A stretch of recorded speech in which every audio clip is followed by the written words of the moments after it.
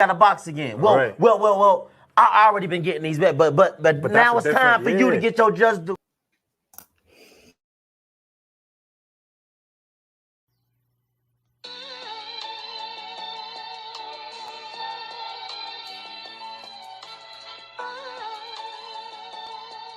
Yeah, you know the deal. We back again. Yo.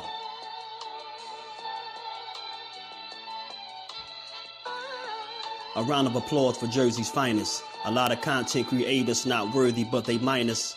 They get offended and start singing like the whiners. Talking like they tough, but it's only screaming and whining. My homie JusDueBoxing is the cat you don't come to. Your squad get run through. By the time you come to, you duck food. You suckers talk tough on the internet, revealing all your threats. Now we got you trapped in the net. JusDueBoxing be on this grind, y'all better hustle up. You deadlifted 90 pounds, we doing muscle ups. There's really no comparison. His voice sound like a derringer. Throwing a towel, it's just embarrassing.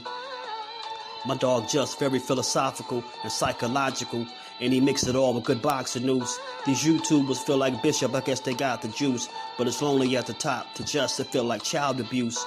Be respectful, he don't want to talk wild and loose. If you can't relate, you get dismissed like a mild dispute. These weird cats will tell lies, then they hide the truth. Why beyond views? You lose your life when you collide with dude. It's JusDueBoxing. All you cowards quit jocking. Kirk is official with no other options. Yeah, yo.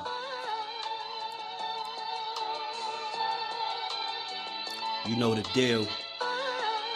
Judah Ben, we in the spot. JusDueBoxing, yeah.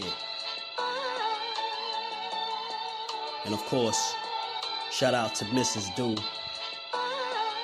holding the whole family down. Word 'em up, word 'em up.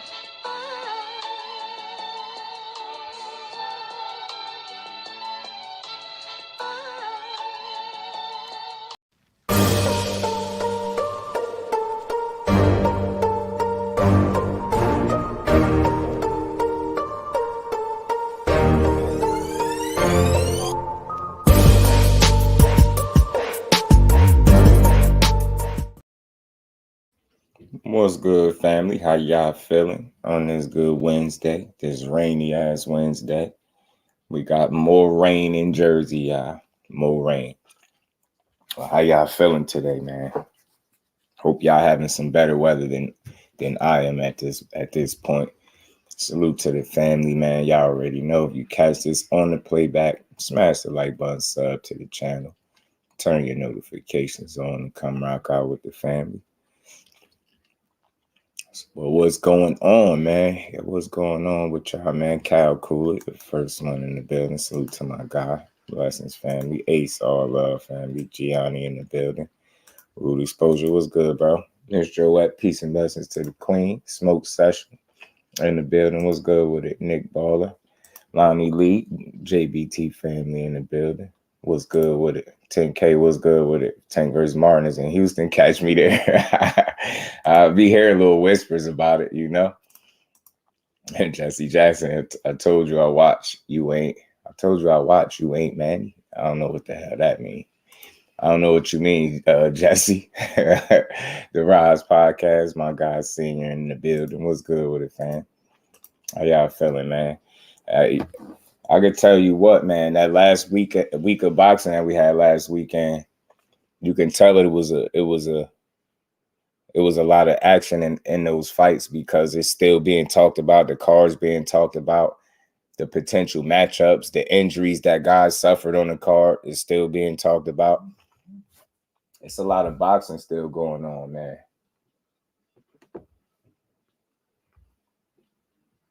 There's still a lot of boxing to discuss going on with this situation, man. He said Tank and Frank in Houston. I seen that somewhere. Somebody said something about Houston. I don't know. I'm not sure, but either way, I can't wait to the date come. All things was good with it. And I seen something. I seen Leonard Ellerbe on the Porterway podcast. And he was saying how I got a couple clips in here. He was saying how Tank could make 130. I was like, man, I just felt the need to speak on it because the fact that he even feels as though that man can make 130, I think that speaks a lot to his discipline. And I said this before, a lot of times we ask, okay. Oh, appreciate you, Jesse. Well, appreciate you, bro. Much love. One thing about me, you'll just understand that I love boxing. I don't push narratives. I shoot them down and we just build. You know, I don't tear the fighters down. You get what I'm saying? We just build. I got my opinions, but you know, I definitely support the sport that I speak on every day. The Toyota Center Stadium, only 18 minutes away from me, David and Ryo on the car. I'm on that. Yeah, 10K. I feel you, man. Look, it might be one of the best cars of the year. I said it before, and I'm gonna keep saying it. And you got both of these fighters. I'm never gonna get tired of talking about this fight till it's coming up because it's like rubbing it in the faces of the people that said we wasn't gonna get it. So miss me with that. I don't care how mad you get. That's a real event about to happen. You ain't gonna have to hear all this BS news about ticket sales and if the fight is sold out or not. You know for sure when they tell you Tank sold out, it's what it is. You could take it to the bank. But you know, we got this 420 card coming up, and you know, they saying it's $80. It's on pay-per-view.com. I see some people complaining about it, like I don't think people feeling the price point on the card. And I mean, I get it. But I think you could thank Ryan for that. You could thank Ryan for that, and you could thank the rollout of the card. Look how long it took for them to announce who was going to be on the undercard, and then you got certain guys that's on the undercard that I don't even think have opponents announced yet. So that's their own fault. They took two guys from where their people are at, and they put them over in New York. Mistake number one. Get what I'm saying? They should have tried to push forward in Vegas. I don't see why not. But then they took their time rolling out this undercard. And if you just look at what's going on, man, Ryan has he was promoting the fight at first, and I think it was you remember one of those little, well, I think it was the t-shirt situation that he did that, you know, they had said that the next day the tickets sold a lot. And I felt like that was helpful to the fight. Certain things that he was doing was getting people to pay attention. But then as he kept continuing to promote, or what people call promote, I think he started to make some people back off from the fight and hesitant to really buy it. And now that it took this long to release the price point and it's on pay-per-view.com, I don't think people care. I mean, people just don't seem like they want to buy the fight. Ace was good with it, family. All love Tank like 5'2", 5'3". Then he could make 126, 5'5", 5'5.5". Is Morel on that card? They was talking about it. I'm not for sure though. I'm not for sure. 10K. Samuel, what it do, family? How you feeling, bro? But while we talking about it, man, because we gonna build on a bunch of, you know, we gonna chop it up today, man, as we always do, because. Like I said, it's been a lot of talk about what's going to happen now that Fundora and both TSZYU are both suspended and they're going to be out for a while. So that leaves a big gap in time. And if you're a guy like Errol Spence, if you a dude like Terence Crawford, and either of those guys was looking to get the winner of that fight, which is obviously Fundora now, that's out. You know what I'm saying? But we're going to get into all of it. You seen Devin mention the fight once on social media, so he sure ain't promoting the fight at all. I hear he asking people to buy the tickets or whatever have you. I mean, I don't think nothing wrong with it per se, but timing is everything, man. Timing is everything. Timing is everything. You know what I'm saying? Timing is everything, man. And I mean, he's not a big talker, so I don't know, man. I guess promotion for Devin Haney is, you know, he do certain little interviews, little clips here or there, but I think ultimately his promotion of the fight is like through hard work, if that makes sense. I think him just staying disciplined, staying focused. Every time the camera do come on and he asks the question, you see the dude working or in shape. I think that's his version of promoting the fight. And then when he speak his little, you know, he talk his little trash from time to time, Other than that, I just don't think he's a big talker. So I just didn't expect much from him. You know what I mean? I didn't. I just really don't expect that much. But let's get into this, man. Let's talk about this real quick and why I keep bringing up this Tank and Frank fight, man. Every time I turn around, I see something else that catch my attention. But Leonard Ellerbe was on the Porterweight podcast, and he gave his thoughts on him, Tank being able to make 130. Thomas Hill, JBT family in the building. Was good, my guy. You think we see him at 130? No, I don't think you see him at 130 because I don't think there's any at the moment. Yeah, I don't think there's a reason to go there and do anything. Yeah. Now, I'll just throw out a hypothetical. Sure. If the little guy who in your way, he is that guy. He can fight his behind off. He can. Now, if for some, this is a hypothetical. I don't want people thinking that I'm suggesting that they do all of that. But if for some reason he came to 130. That's when you go for. It makes sense. All day. That's Japan. All day. Yeah. All day. That's when you go for. But how comfortable is Tank Davis at 135 opposed to fighting at 140? Well, what I've been saying all along, Tank can make 130. The first day of camp, 3 weeks ago, a couple weeks ago, I think the world saw this. He stepped on the scale. He was 138 and a half. I missed that. Oh, you didn't see it? It's out there. Google it. First day. Again, they thinking of the old Tank, the Tank that fought. They thinking of the young kid. Yeah, who was undisciplined. Just trying to find his way. Tank, that's the old Tank. Tank is about his business. He understands he's a professional now, and he's had some ups and downs, and he's learned he's a family guy now. The whole nine, and it's like, but more, he's just a naturally small guy, and again, he don't walk around 30 pounds over his weight. He don't do that no more. And you see, he gave two different little breakdowns. Remo, Gertz was good with it, family. How you feeling, bro? Remo, Let's Talk Fashion in the building. Dope episode too, man. That was another banger for the books. Take recent posts. Houston, Texas as a location and said, June, he be sending them cryptic texts, 10K, them little tweets and stuff like that. Naeem in the building. Was good, family. So look, man, I just hearing that again, it's just one more reason why I think people sleeping on this fight. And I haven't seen a Tank fight that would dictate that I should be sleeping on anybody that he's fighting. And again, I know what people expect because of obviously the experience and what a lot of people secretly think Tank is as a talent. But Frank Martin, man, is I think he's going to be as prepared as you can be to what he got. You get what I'm saying, to go into a fight like this. And the fact that these dudes is on IG, you know what I mean? Just the cryptic posts. He always he'll drop little tidbits and kind of let people make of it what they will. Might delete it sometimes. You get what I'm saying? He might delete it every now and again, but he always dropping them little breadcrumbs, as I call them. You know what I'm saying? So that's probably what's going on. Maybe it is going to be in Houston, but I'm hearing June consistently. I haven't heard any other month besides June. So hopefully that's what it is. But again, man, the fact that he even, Leonard Ellerbe even mentioned, them little hints matter, bro. Them little hints when it's coming from him, perfect example, TK. Frank Martin dropped a little hint too. Remember, he had, I don't know if you caught it. I caught the post for y'all when he was like, this next one, I'm taking it to the moon. I was like, what do you mean? I was like, the moon. I was like, Frank Martin is not a big talker, right?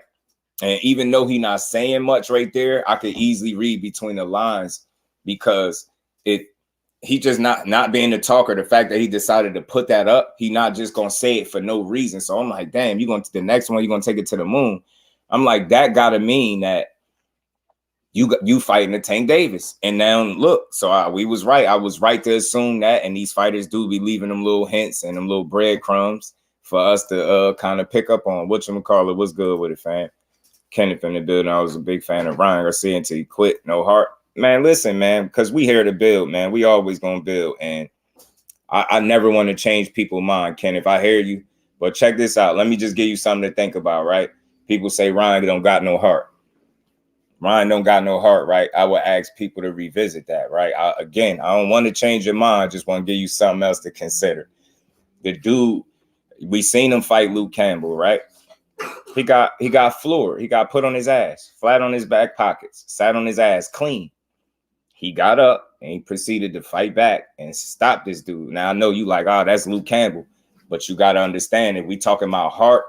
Soon as a guy get faced with some resistance or some adversity, they crumble. He did not. He found a way through it, even though it was Luke Campbell, and he finished him with a body shot, picture perfect body shot too.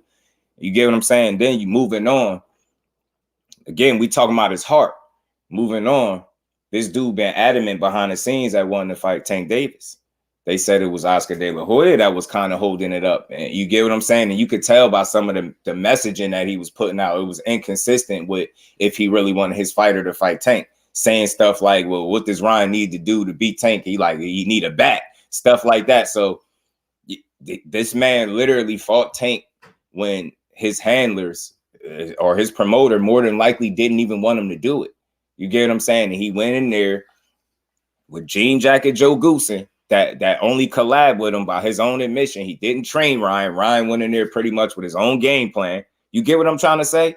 You said that man went in a Tank Davis fight, the most dangerous fight he could have took at the time, in my opinion, period. You get what I'm saying? And you go into that fight with no trainer, your people not really backing you the way they should. You have no game plan, and you going against Tank, Coach Kenny, and Calvin Ford. You get what I'm trying to say? Then he gets dropped in the second round by Tank, sat on his ass again. He proceeds to get up. He fought back for a few rounds. Then he got his rib punched halfway out his back. Even that moment, he thought about it for a second. It was like a delayed reaction. He tried, but I believe that was just too much for him. You get what I'm saying? I do think part of me think he didn't want to get put into meme land. He didn't want to get hurt worse than what he was hurt. But I don't look at him as a kid with no heart, right? You don't get in a fight with Tank Davis if you don't have heart. I know what people saying, but just think about what I'm saying. You don't do that. Again, the fact that you don't even have a adequate game plan to deal with this dude, and you in there, you get what I'm saying? It's crazy. And then 2 fights later, you fighting Devin Haney. You get what I'm saying? So out of the kings and the people with the names and all that stuff, even though we get on Ryan the most for him lacking the skill when it comes to all these other guys, right? But look who it is that's going to have fought, 2 of the more skilled and highly talked about fighters in boxing, and Devin Haney and Tank Davis, and at the last 2 of his 3 fights. You get what I'm saying? So I just don't think you do that stuff if you have no heart. I just don't think you fight a Tank Davis, and you damn sure don't raise your hand to fight Devin Haney if you don't have heart. You get what I'm trying to say? So heart, he definitely got that. I think what you questioning maybe is his level of dog that he has, right? His willingness, like what is his pain threshold? How much is he willing to get beat down? And I guess that would fit in the category of dog, not heart, because he got heart. It's kind of like AJ. People say he don't have heart, but I tell people to revisit that too. These dudes got plenty of heart. They box for a living. And especially when you adamant about fighting Tank Davis, you pretty much was raising your hand on that one. You get what I'm saying? You talked your way into that because you didn't fight your way there. You didn't fight your way into a Devin Haney fight. You talked your way there. You get it? That dude got a lot of heart, yo. He really do. You get what I'm saying? Now, brains is another thing. How smart is he? You get what I'm trying to say? How smart is the guy? Fate was good with him, my bro. Man, Tank should go to 130. 80 more. I like him at 135. Yeah, I think what Leonard said, he put it into context. Well, yeah, them little subliminal messages be hitting, Gertz. Salute to my baby girl, the queen, Miss JusDueBoxing. How you feeling, baby girl? Yeah, y'all smash the like button, become a member, all that. Whatchamacallit? What's good with it, fam? Did Ron get in there with Tank? Yeah, he did. You get what I'm saying? He came at Tank, and he was going to sleep on him. He was trying. He tried, didn't he? He tried. Lewis 4,500 in the building. Was good with it, bro. With skinny leather jean, jean jacket Joe. I don't want to change nobody's mind. I just want you to give you something else to consider, and you probably didn't think of it that way. But it's the dude got a ton of heart, bro. But he probably don't always make the best decisions and say and do the smartest things. But he got heart, bro. Got a ton of heart. And if he's to make me out to be a truth teller, when he fights Devin Haney, you're going to see some of that heart on display as well. You get what I'm saying? But you also might see a point in the fight where his level of dog might be getting questioned too. So always keep in mind with that when you watching Ryan Garcia. Don't mess with Texas in the building. You heard him. Don't mess with Texas. Man, I'm not coming at Rolly Chain. He ain't go down once. Nah, he was hanging in there. Big Rolo was hanging. Rolly got heart. Rolly got a ton of heart. Rolly got a ton of heart. And that's why I say, like, think about it, y'all. Since we on it, like, we build and we talking about it, we going to get to the topics at hand. But again, when you speaking about heart, think about how late Rolly started at like 17. Think about how he had issues, development issues as a kid coming up. I don't even know if people really know Rolly's story. Rolly Romero beat the odds. I know that's not a popular topic, but he did, yo. The dude was a two-time champion. I don't care how quick his championship run was. Rolly beat the odds, turning pro at 17. Yo, starting boxing, should I say, 17. No real amateur background to speak of, none of that type of stuff. So, and he can say what he want. He know what he is and is not skillfully. You get what I'm trying to say? So think about it. He got in there with Tank too. He got in there with Tank too. So these dudes got heart for sure, man. Heart ain't the question. You know what I mean? Might not be the sharpest, boxers in the ring, but definitely those dudes got heart. No, Ryan got a ton of heart. And so do Rolly. Blessings and high favorite team. And the love. When salute to, I was thinking blessed, highly favored. Fate says, so is Rolly really chinny or Pitbull power overrated? Nah, people was underrating Pitbull power, Fate, and Rolly chin is. You got to think what people be saying.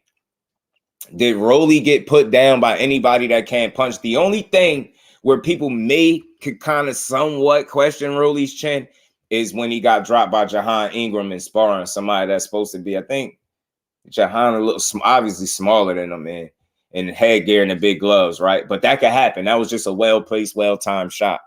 But think about it. Tank dropped him.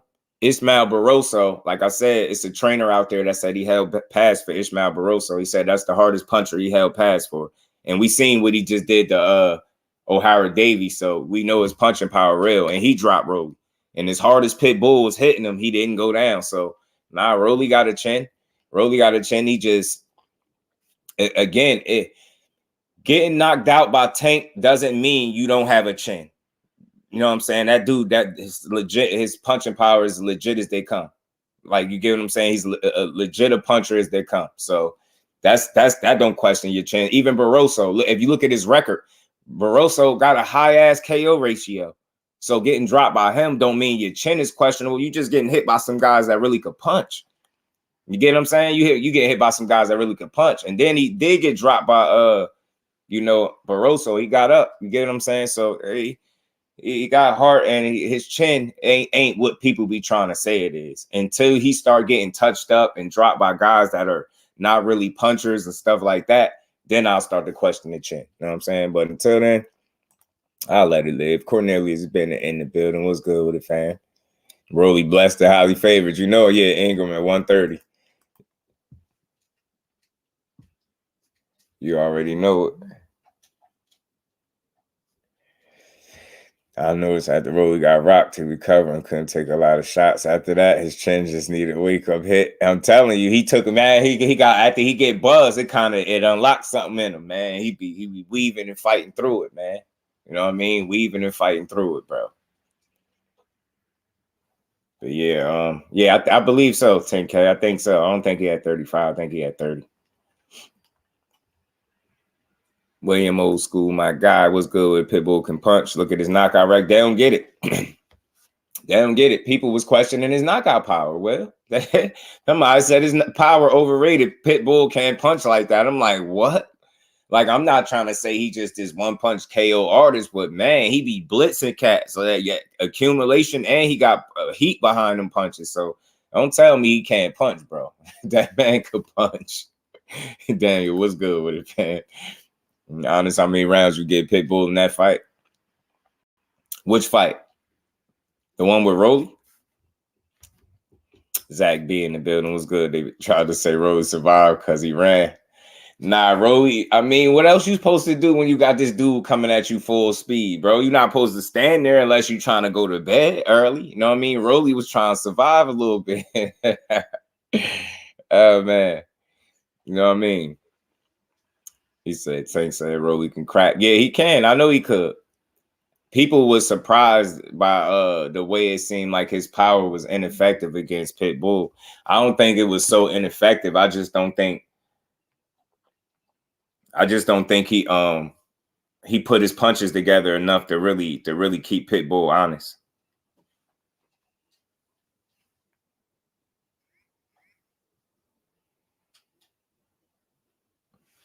I don't think he had enough to keep him honest. Activated, make active go up. Tank said Rolly hits harder. Nah. Yeah, he did, because I believe it, yo. The algorithm making it hard to find you, bro. Damn, is it adding the ball? You know what you gotta do, bro? You gotta go to the notification button, bro. Turn it off and then turn it back on. And it I know it. I know they be doing that with the notifications, yo. That's why I be rocking out so long. Give people a chance to know that I be on. Man, Rolly ain't trying to hold it. Point. Actually tried to fight. That's why I know this dude got hard. Yeah, he was trying. He tried. First Havoc in the building was good. IB in the building was good, family. People as a chain and defense is top notch. It's crazy. It's like he not no defensive wizard or nothing. Will, it's just his that high guard, that tight high guard. It's hard to penetrate that. Respectfully, and I don't say pause to the pause community, so I know y'all know my boy Remo out there. I know he just hit the pause on me. Freestyle Media Sports was good with it. Much love to you, bro, man. Great work as always, man. With those highlights, salute to my guy Freestyle Media Sports. Yeah, man. Rolly tried, bro. Yeah, no Diddy. Yo, I'm saying everybody saying that no Diddy. Look, I knew I knew he was it. Y'all crazy, yo. Y'all crazy. Pitbull don't get hit much in reality. He just has a disciplined high guard. Yeah, and he barely drops his guard once. I'm telling you, yo, he trained. You know he must train like that. He must train like that because he don't, and that's how you know. That's how you know it's levels. Tank is a special guy, and that's what that showed you. You know what I mean? All right, we know what Rolly not and all that, but that don't take away from what Pitbull bring. That kind of style with that pressure, with his attributes being short, you know, tight defense, hard to hit cleanly. Come on, man. That dude can give anybody some issues, and you gotta have the feet and the discipline to deal with them, or you're going to get beat up. And that's just really what it is. 100% you getting beat up. You getting beat up. You got to be disciplined. Your feet got to be good. You got to be able to keep this dude up off you.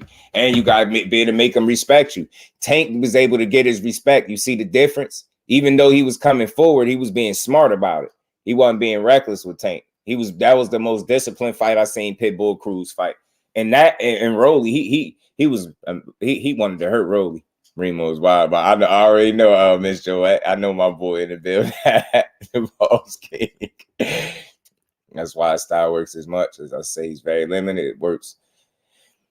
He just has to add some things like a jab. Yo, tell me right now in here, we all watch boxing, and Fate, you on to something. How much more dangerous would Pitbull be with a consistent jab? How much more would he be with a consistent jab? Man, I'm telling you. Yo, it'd be a problem for people. Mike, what's good with it, family? How you feeling? Rude Exposed, he says Shakur. What's that? What you asking, Rude? Shakur, what Pitbull? Tank showed you how many layers he had for real. Y'all made Pitbull look like a bull in the glass room. I'm telling you. Y'all, he's bull and matadoring him at one point too. Tay in the building was good with it. He said, you see Tank? That Tank look like that. You saying, did I see what he looked like? Rolly jumps. That super head movement would have saved him. I thought that little, I told y'all, I tried to tell y'all that little drill that he be doing with the mop stick don't work. I told him to chill off that. I tried to tell Rolly to chill, man. And that mop stick drill don't work, bro. You just jerking your head back like that. That don't work in no real fight. Fight game in the building was good, family. Tank one of the best counter punchers and great defense. Yeah, Tank got a great defense, and he's a hell of a counter puncher because he got the reflexes and the timing and things like that to be able to execute counter punches. You know what I'm saying? And he's a very sharp puncher. You know what I mean? The dude know how to place his punches very well and hurt you. He said, "Nah, it's a guy look just like him and has some tats."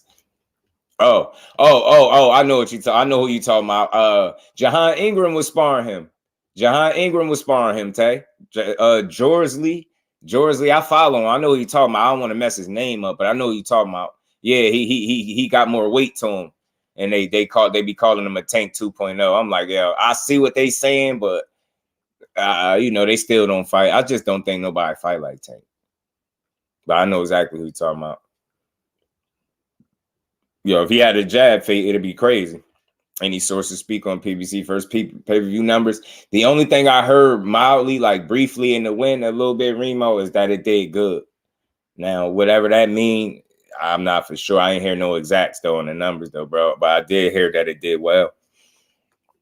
If Pitbull used a jab, he would miss less. Absolutely, Fate. He will time it way more because even a guy with not so good defense could kind of time those hooks and stuff to a certain extent because that's what he be doing. He's the hook king. He don't hooks and uppercuts and overhands and he don't really throw no straights. He just be flinging them, bro.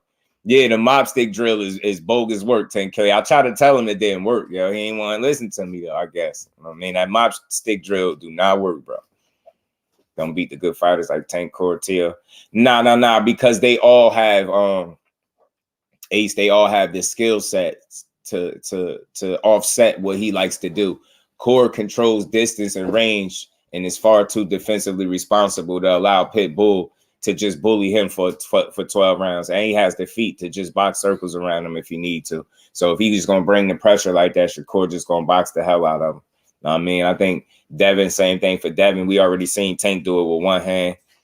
T.O., that still would be entertaining, man, because T.O. will use the ring on him too and box him, try to counter punch him, try to stay out his wheelhouse. Let it get interesting with T.O., though. Yeah, man. Gary Antoine Russell need to get back into the mix. Give Shakur issues, and if Pitbull starts jabbing more, he already has short arms that will open him up to get punished. He stands no chance against Devin Shakur. He can listen. Can he give him issues? Yeah, he can give anybody issues. He challenged Tank, right? It just wasn't an easy fight for Tank, right? Even though we know he had the one hand for about half the fight or more, so we get that. But he can give anybody issues with his style. But issues is one thing. Can you beat him? You get what I'm saying? Having those moments here or there is not going to be enough to beat guys like Shakur or Tank or Devin. Like, you got to be able to consistently get to those dudes. You get what I'm saying? Like, you have to be able to consistently get to them. Like, you ain't gonna be no, especially when no lucky shot. Like, you just can't rely on that. You got to really work for it when you in there with them. So you don't jab for distance, take down, but boxing jab is distance. And come on, inside, chop down. Yeah, Pitbull was my scorecard. Matias might be his best shot, 10K. Shit, that'd be fun to watch. Turkey and Tex at the Amazon. Numbers finna be crazy. Tank gonna be the first to make 1 billion in one fight. Salute to Turkey and Tech, man. Yeah, listen, Tank bring them people out. Pitbull versus Antoine, easy to make. Yeah, it is. It's absolutely is easy to make. So Ruben Tank hit with some power, nothing too crazy. Yeah. Pitbull a little different, man. I do think he got an exceptionally solid chin. You know what I mean? It's all about timing. Pitbull just needs that coach to teach. Yeah. Can't engage with Pitbull and counter if you hitting him with that little gun that pop off at the end. Yeah. You stupid, yo. Time is dumb. Harlem Nights. I remember that. That was my joint right there. That's because Pitbull head is made out of rock, so you don't feel ish. You know it. I'm telling you, rock head, dude. Big head, dude. The judge that had Rolly up needs to be fired. Kick out of judging. Yeah, I mean, different people see different things. It's always like that. I don't be surprised, but I just knew that fight wasn't gonna come down to no judging. Ultimately, like I just knew it. I just knew it would. I knew it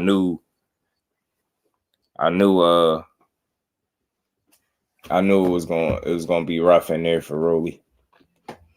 Those Tank, he still got beat up by one hand. Yeah.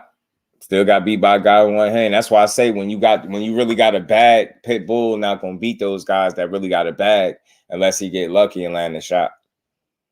You know what I mean? But if you limited in areas, like he's limited in areas, then it's an even fight. And that's what made him and Rolly like a 50-50 affair, because they both limited in areas, and it's a matter of who gonna execute the game plan better. And it obviously was Pit Bull. Notice against Rolly, stop, slow down a little bit. I think that's fake because he put so much into every punch. Said linebacker next. Matias can break Pit Bull down, late stoppage. I mean, I wouldn't mind seeing it. Matias called all the 40-pound champions some chickens. Said they some chickens. He just posted that on his IG.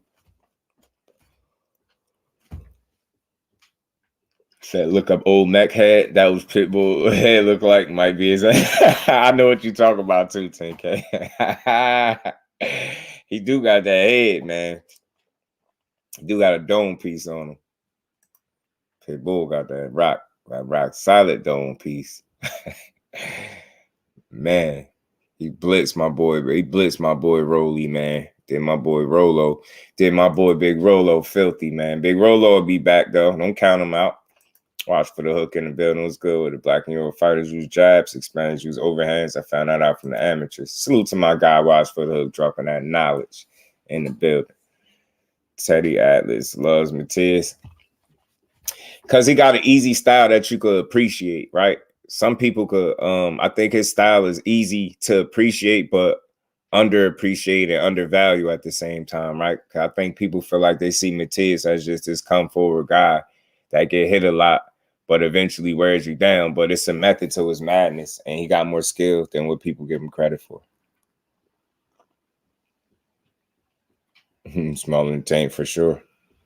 Are we even in conversation no more? I mean, he in the conversation to fight somebody else. Like, salute to the boxing voice. I seen them suggest that Rolly should try to fight Regis, but Regis said hell nah. Regis said he want to fight Pitbull. He said the hell with Rolly, he want to fight Pitbull.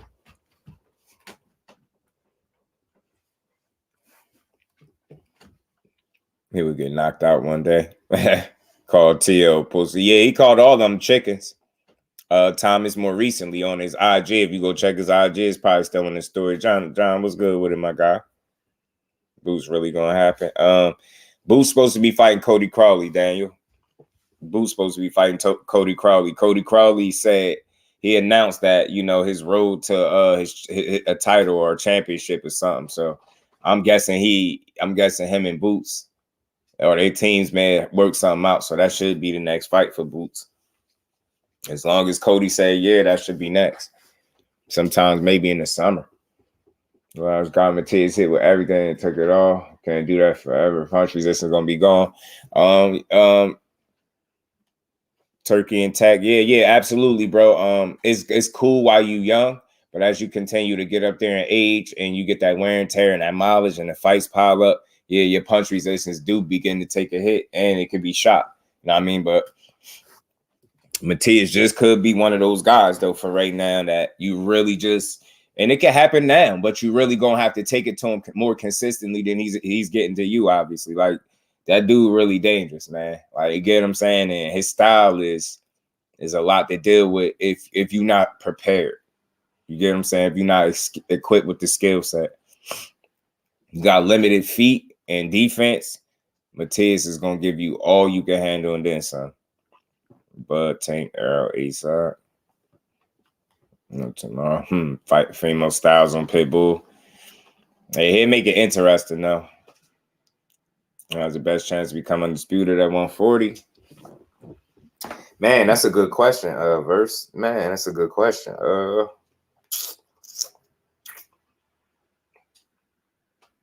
Man, that's a good question, bro.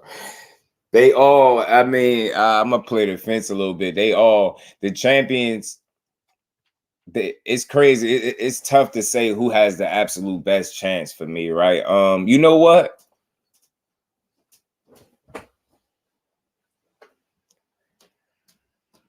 It's got to be out of Matias and Devin.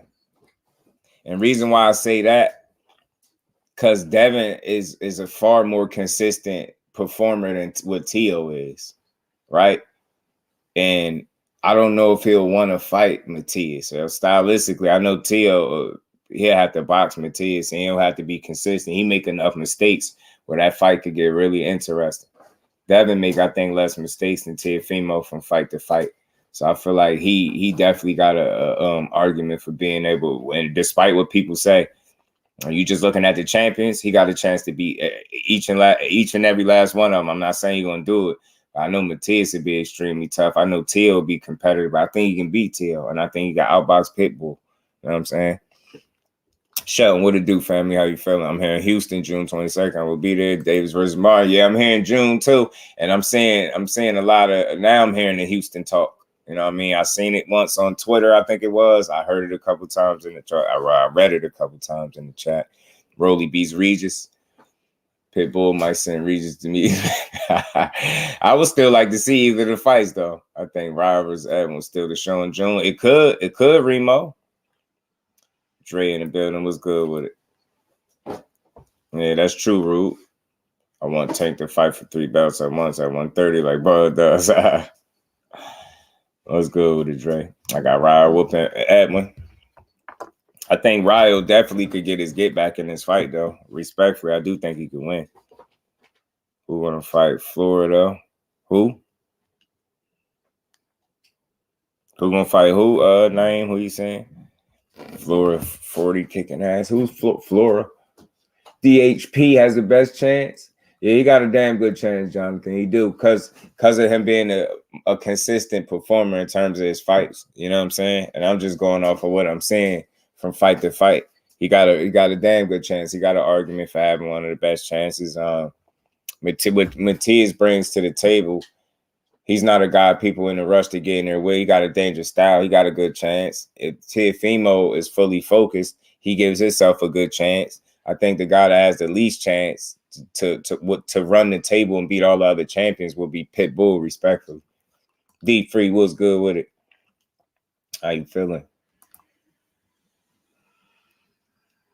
Right, Edwin having a rematch. Yeah.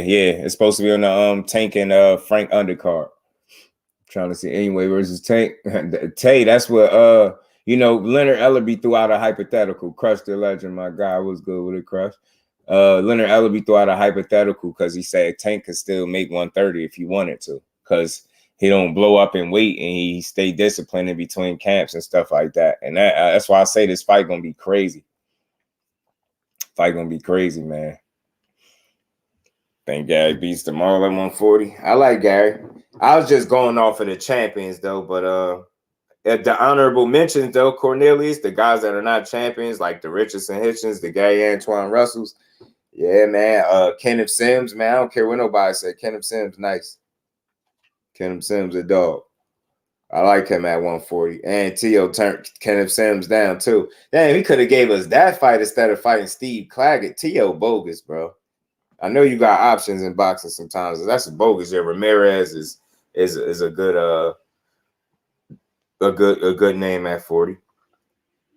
I want to see exactly where he at. I think he got a fight coming up too. Tio just duck Sims. Yeah, Jonathan. Tio had. Listen, I don't want to, and I'm gonna be consistent. I'll let y'all call it a duck if y'all want to, right? And I'll just let y'all know I understand it.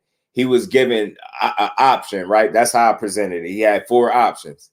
He had Kenneth Sims, he had Raymond Morataya, he had Elvis Rodriguez, but he chose Steve Claggett. I'm gonna say it one more time for y'all.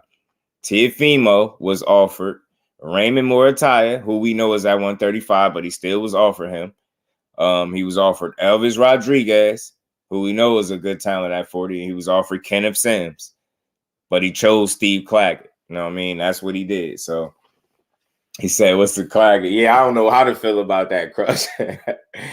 Pitbull versus Frank Martin would be interesting. Yeah, he'd make an interesting fight with anybody. I just think skillfully, man, Frank Martin could figure it out. But I'm telling you, you just got to be disciplined for 12 rounds because he going to be bringing it. Sims all wrong for T.O. and T.O. knows it. That's why he's probably said he cool. Legacy defined in the building. What's good with it, family? Because Kenneth Sims is technically sound, fundamentally sound. He confident. He got good timing. Got a good punch variation. I like Kenneth Sims, man. He's a sleeper at 140. I'm trying to tell you. I like it. That was Rodriguez, a good scrap for Fimo. You get what I'm saying, 10K?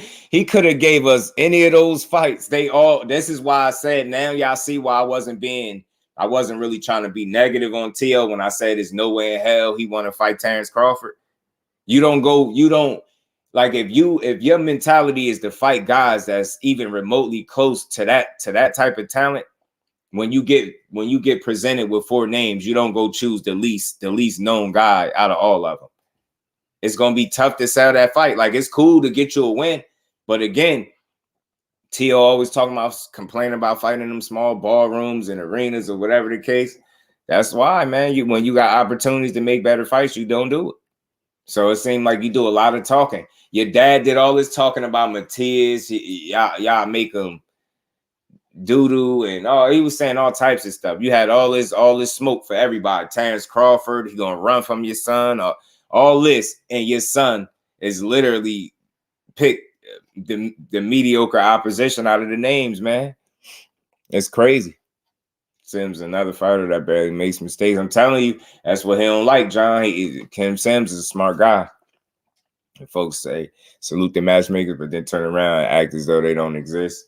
Now, matchmakers are good in the sport of boxing, no Cornelius. But in this case, I think it's more so with T.O. because, it was reported that he just turned down guys. You know what I'm saying? So I think it was understand. But at the same time, I still get it because he had a tough-ass fight. He had a tough-ass fight on the last out. You know what I mean? Rather see Fimo versus Rivera than Clag. Yeah, that wouldn't be bad either. That wouldn't be bad. Michelle Rivera. Okay, let's play chess. Who next after Frank Pitbull or the winner Rayo? I think Pitbull is going to be out of the question because he had 140 for now. But Rayo or that's interesting. Who knows, man? Zepeda is mandatory, so you never know. Rude, you never know, bro. Know what I mean? We can't be mad at T.O. for taking the tune up. Nah, Tay, I'm not mad at him, but I'm still holding him to the standard that he set for himself. Like him and his dad on record, talking about they want all these other guys, and the reason they fought Jermaine Ortiz because wasn't nobody else available, and everybody else was turning them down, right? And then you get offered some quality names and you say no to 3 of them and then pick the least known guy, right? But at the same time, in terms of a tune-up, he just had a fight with Josh Taylor that was supposed to be a tough fight. He made it relatively easy, but all fights, you suffer some type of wear and tear, right? Then he got in there with Jermaine Ortiz, which was tougher than what he anticipated. Obviously, he didn't look his best. So I know a get back fight, a confidence builder fight is right on par. You know what I'm saying? I get it. So I ain't mad at him for it. But again, he just got to pipe down a little bit with all this Terence Crawford noise. Like, right? Like you don't want to fight talent like that if you fighting Steve Claggett. There's no way you want to go anywhere near Terence Crawford because Steve Claggett don't prepare you for talents like Terence Crawford. Steve Claggett not going to prepare you probably for nobody else that you're going to fight at 140. So it's like, what's the reasoning for it other than a kind of gimme fight, a confidence builder. You know what I'm saying? That's what I think it is. The Rise Podcast blocked me last night, did they? What you said? Oh, you said some wild stuff in the chat. See, you out here tripping. Frontline was good with it. How you feeling, bro? Ashley's corner. What it do, cuzzo? Yeah, I remember Latoya. That's a tune down. Yeah, I'm late, but I look good. Tell him, cuzzo, He said we got J-Lo. Hey, 10K, I ain't seen J-Lo yet, bro. Nah, we'll just keep fighting and be level, guys. So I give T.O. a break after his last 2 fights. Nah, that's what I'm saying. You get what I'm saying, Dre? And I quoted what Ward said. So I gave T.O. a break. But the only pushback y'all hear me giving him is because he was barking about all this Terence Crawford nonsense. And fighting guys like that don't make me feel as a fight fan you're going to go anywhere near talent like Terence Crawford. That's all I was saying. So that's the only thing. And I can say that without tearing him down. T.O.'s still a hell of a fighter, but shut up with the Terence Crawford stuff. Stop clout chasing, because that's clout chasing 101, bro. Call other guys out at 140 in your division. There's more than enough smoke there. You don't have to go barking up that tree that is Terence Crawford, because I'm pretty sure you don't want nothing to do with that guy. Yeah, if Ortiz was nothing, why you need to tune up? Because we all know what it was, cuzzo. They mouth saying one thing, but we know what it is on the outside. Frequent flyer in the building. My guy was good with it, family. In case you call him scared, I'm scared every time I get in the ring. Scared that's over. You have all the money. What you're afraid of?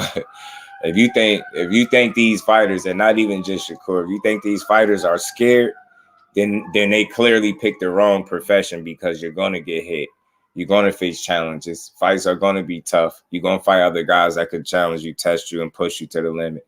So I think this whole notion, I'm going to just say this for me, anybody pushing that Shakur or Tank and any of these other guys are scared, or if you think he's scared to get hit, if you think Tank's scared to fight people, Terence Crawford scared to fight Boots, Fundora scared to fight Terence Crawford, TSZYU scared. Like, bro, they box for a living. These dudes ain't scared. Do they want to lose? Absolutely not. You know what I'm saying? Are there concerns and things that you probably worry about, and questions, maybe even some doubts possibly? But yeah, but is dudes sitting around scared? Nah, I don't think so. Scott Nicholson will become WBC World Featherweight Champion this week. Who's her opponent again, Ace? I forgot who she fighting. Truth always shows itself in sports. Fact, especially in boxing. There's no sport like it, because it'll tell on you without you even wanting it to. Like, if you ain't living right and putting in the right work and you cutting corners, boxing will tell on you. And we'll be to tell. You get what I'm saying? It's crazy. So it's a fact. It's definitely a fact. FTO. Yeah, T.O. Steve Claggs, man. Yeah, that's what it is. And that's factual stuff. That ain't no clickbait. That ain't no false news and none of that. He's offered better opponent. And you see, for the most part though, family, it ain't no barrage of videos talking how much about T.O. is a duck and this and that. People ain't going crazy like that, because he ain't one of them ones that they thinking about. Know what I'm saying? You feel like Cruz has devastating power? You just load up on every shot, making it look like it. Nah, Pitbull Cruz got real punching power, Legacy. He do put everything into his punches, though. That's why he do get the result he get. But at the same time, one of the family just mentioned that he get they notice he slowed down, he get a little tired. That's because he be putting everything into his shots. And sometimes he throw himself off balance. So sometimes it work against him. Like Giovanni Cabrera was able to neutralize a lot of that shit Pitbull do.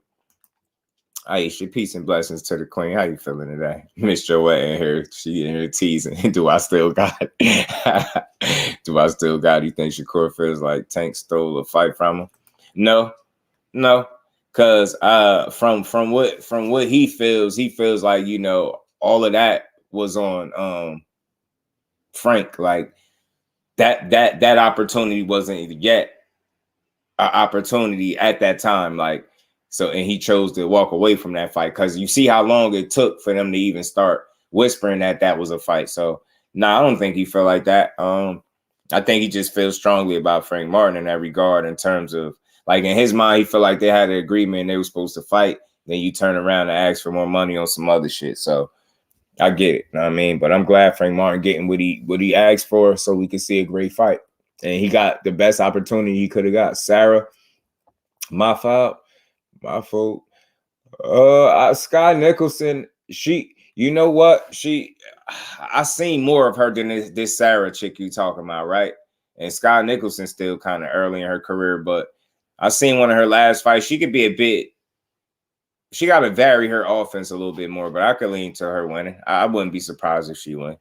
Bro said Crawford next.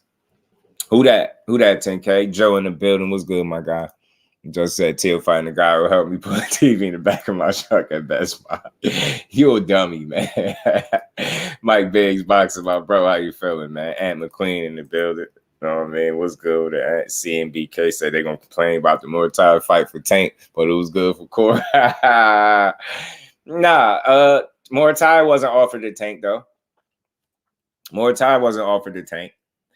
Not Jose. Williams Zepeda is Tank's mandatory. You know what I'm saying? But that's how they do. You got to think. Artem was a cool fight for Frank Martin, but he's a bad fight for Shakur.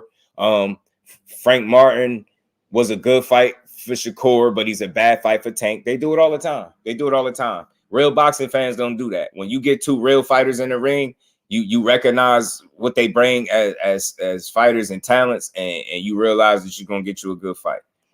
Like after you fight Tank, the door is open. The other fighters, everyone going to want to fight Frank after Tank, especially if he meme him, cuzzo. If he meme him, woo. If he meme him. Kirk Douglas in the business, Nicholas. He says, Sky Nicholas to find his hell yeah. Y'all love y'all some Sky. I'll be seeing y'all.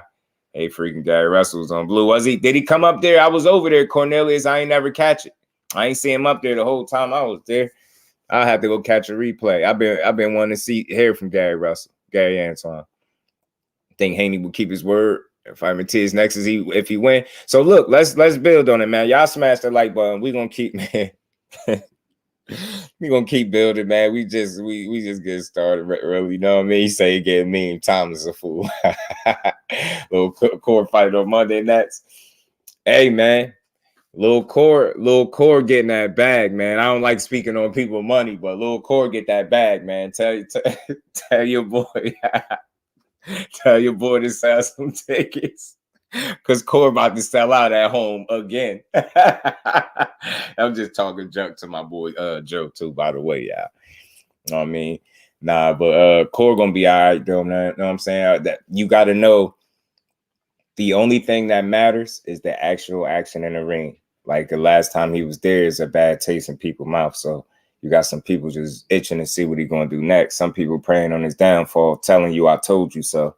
And they're going to all have to eat. They're going to all have to eat some crow come July 6th because he's going to beat Artem. He's going to beat Artem Haratunian ass. Trust me. I'm going to split second. Oh, the weather messed up the signal. The weather, and and that ain't just the excuse. The weather been bad over here. It been making my laptop run slow. The Wi-Fi be acting crazy. The weather been weird over here too. Damn, I hate that. Salute to my guy Blue, man. I was over there for a second. For a minute, matter of fact. Frank Martin was down on the scorecards after 10 rounds and came back to stop Artem part twice. Yeah, he did. He did. So that's what I'm saying. Like, the dude showed great. He closed the fight strong, dropped him late and everything, made him take that knee. Said my 6 cents tells me definitely Haney. Matiz next. All right, so let's talk about it, man. Haney did a couple like, he did an interview. I got a couple of the clips that he did. And one of them he gave his thoughts about Ryan Garcia. So I'm gonna play that and I'm gonna respond to it. Then he got another one where he named his dream fights. Haney named his 3 dream fights. And it was some names that was up there that we will all want to see, but damn, his dream fights was missing one name that I for sure thought he was gonna say, because his fan base been telling me for the longest that he been wanting to fight this dude. But you would think when they say who is your dream fight, you would think that would be one of them because he been beating your ass and sparring for years. But I don't know, man. I don't think I heard that name, but we're gonna get to the clips, man. We're gonna get to it. Ryan gets very aggressive, like you said, over anxious, makes a lot of mistakes. We've been studying him. We see a lot of those mistakes. We look to capitalize on those, and if everything goes to plan, yeah, right there. I see me ending him. I think it's a mismatch. Ryan Garcia is a C+ fighter, with a big name. He has a name, but he's not on my level. He's not on that elite level. And I look to show that it's levels to this, and I'm a far better fighter, and me and Ryan shouldn't be in the ring. If he didn't have a name, then we wouldn't be sharing the ring. Now I'm not one to I don't push no narratives. I don't start no stuff. Did you just hear what he said? If you figure that you're having a tough time selling tickets, I don't think it's wise to do an interview. Now, this is just my opinion. This is my opinion based off what I'm seeing. if you are having a tough time selling tickets, and then you are now just recently dropped this event for an $80 pay-per-view on payperview.com, I don't think it's wise to get in an interview and say that this is a mismatch, that he don't belong in the ring with me. I don't know, man. I think it was some people that already feel like that, but they feel like they'll watch the fight because he can make it interesting. But when you hammer it home that he is C+ fighter, he don't belong in the ring with me, it's a mismatch. He just got a big name. You killing it. Like, I don't know, maybe you making some people be like, man, why should I pay $80? Now, I'm just saying the timing of the interview and then the timing that they dropped that it's going to be $80 pay-per-view. Some people like, hey, man, I don't know if I'm going to pay $80 for a mismatch, for a C+ fighter, for a guy that don't belong in there with you. You get what I'm saying? I don't know. I don't know if that's smart. I just don't know. Salute to my guy, Mike, in the building, man. I just don't know. Nah, listen, people lose rounds all the time, Joe. You just can't lose too many of them, though. I'll tell you that. You can't lose too many of them. At least you show up on time. Unlike your boy Kurt does say, could you imagine if Tank fights Frank? Leftover man, they would kill Tank. Shit, Kurt, they killing Tank now for fighting Frank. They killing Tank now for fighting Frank. At least they was trying to. They can't really do it because you look crazy if you do that. You get what I'm saying? You look crazy if you try to shit on the fight. You look crazy. All right, 135, tell him move up. He said he tried to step in for the fight. He ain't want no problems. He ain't want no problems. It's 70 on the zone. You know, it's $79.99 or whatever it is. Kendra, what it do, family? How you feeling? I'm cooking on Saturday. Oh, okay. Well, I will be there, cuz interview been out for like a week. But again, Joe, that's my point. The interview comes out, and then you see the tickets come out, and you hear this dude saying how it's a mismatch. He don't belong in the ring with me. It ain't competitive. Like, he really mean that. Like, he don't feel like this dude's supposed to be in the ring with him. But why would you want to fight him is my thing. That's the weird part. Polo was good. What he said, I'm going to pay for the fight. That's what I like to hear, man. Let's support the product. Anthony in the building was good with it. They already showed Matias 3 fights with the zone. We going to see what's up with Matias, man. Little Tank never unified. Tank don't care about no belts. He been told you that, didn't he? Shakur can move up right now. As I said, yeah, he could black out. He could and kick ass right at 140. And he'd be a top dog immediately. It's crazy to know that. He moved to 140, he'd be a top dog immediately. He'd go out there, beat somebody real quick, and then there'd be hating again. You going to the fight 420? Nah, I ain't going to the fight. I might call it, though. I might call it live. Like I called this last one. I'll call this last couple fights live. I might be here live calling it. He said, spoiler alert, Haney stops Ryan. Casanova, it might not be a spoiler, man. I'm not going to be fully surprised by that. No more. From what Ryan showed me, I'm not going to be fully surprised. Devin is saying he basically fighting an exhibition fight. Yep, he downgraded from his original statement of a legacy and huge fight. Absolutely. And it's killing it. Comments like that make people hesitant. We like, yo, why are we paying $80 to see you fight this exhibition, bro? And say everyone is a mismatch. He fighting for the Hall of Fame. Yo, show me everybody a mismatch, bro. Devin is a top dog, man. Ain't no denying it, bro. You ain't no hate in me. I rock with him. I support him. I ain't complaining about the price point of the fight. I don't care. I just want to see it do well. And I want to see him do his thing. Tony Vandross Williams Jr. Appreciate the super sticker, putting a color in the chat. Much love, Queen. Hope you're feeling well today.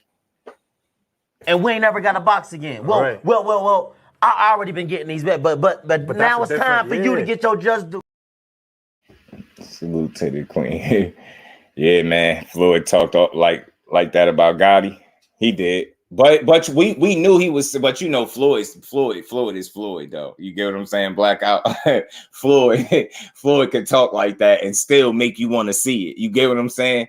In this case, if you more than likely not to get a knockout, and you telling us this is not about to be competitive, are you killing the fight? I'm just saying. I'm just throwing that out there. There's still no undercard, $80 for only Ryan versus Tank. They threw the names out there, cuzzo, like Charles Conwell, Arnold Barboza, Derevyanchenko. I'm missing the name, I think, too, but those guys are supposed to be on the undercard, but I'm not hearing who their opponents are. That's the problem. The opponents is what's pissing me off. Boots will kill that. Nah, you gotta chill. Don't go nowhere near no Boots, bro. God, he was garbage truck juice. Yeah. And he got in there with Floyd. Floyd said, I'm a man. Floyd did everything he said he was gonna do to him. No, the Water Walker finna show out. He is finna show out though, Joe. For sure he is. He might stop him. You know what I'm saying? He might stop him. Melon and Queen in the building. How you feeling, Queen? Good to see you. Dante's Boxing Talk, my guy. I like Chenko, but that's it. I feel you. Floyd talk like that, but did you see what he did to Gotti? Exactly, Dante. He talked that way, and he made people want to see it. Now, my question is, and it's just conversation, bro. It's just conversation. My question is, do that talk make y'all want to see it, man? Let's run it back, man. Let's run it back one more time before we play the other clip. Do this talk make you want to see the fight? He gets very aggressive, like you said, over anxious. Makes a lot of mistakes. We've been studying him. We see a lot of those mistakes. We look to capitalize on those, and if everything goes to plan, yeah, I see me ending him. I think it's a mismatch. Ryan Garcia is a C+ fighter, with a big name. He has a name, but he's not on my level. He's not on that elite level. And I look to show that it's levels to this, and I'm a far better fighter. And me and Ryan shouldn't be in the ring. If he didn't have a name, then we wouldn't be sharing the ring. He said if he ain't have a name, we wouldn't be sharing the ring. So we know he definitely want that, and he feel like he a name fighter, so that's why he want him. You know what I mean? Ain't nothing wrong with that. He feel like he could potentially grow his profile off Ryan, and ain't nothing wrong with that. That's what it's all about, positioning yourself to the next level. If you can get the win off Ryan and kind of win over some more people, grow your profile, get to that next level, then you do that. But this ain't no damn legacy fight. Y'all better chill. Don't say that no more. Don't say nothing about no legacy fight no more. It's gonna make me mad. Don't do that. Don't say that. yeah, Cornelius, he's solid, bro. He's a big kid. Dad think all them guys mid. Ain't nothing wrong with that. He's supposed to say that, Joe. Ain't nothing wrong with what he's saying. Ain't nothing wrong with what he's saying. That's not why I played it, because there's something wrong with what he's saying. I'm just saying, like, is people gonna take it like, oh, should I pay for this? The whole event is a total show. Currency fighter.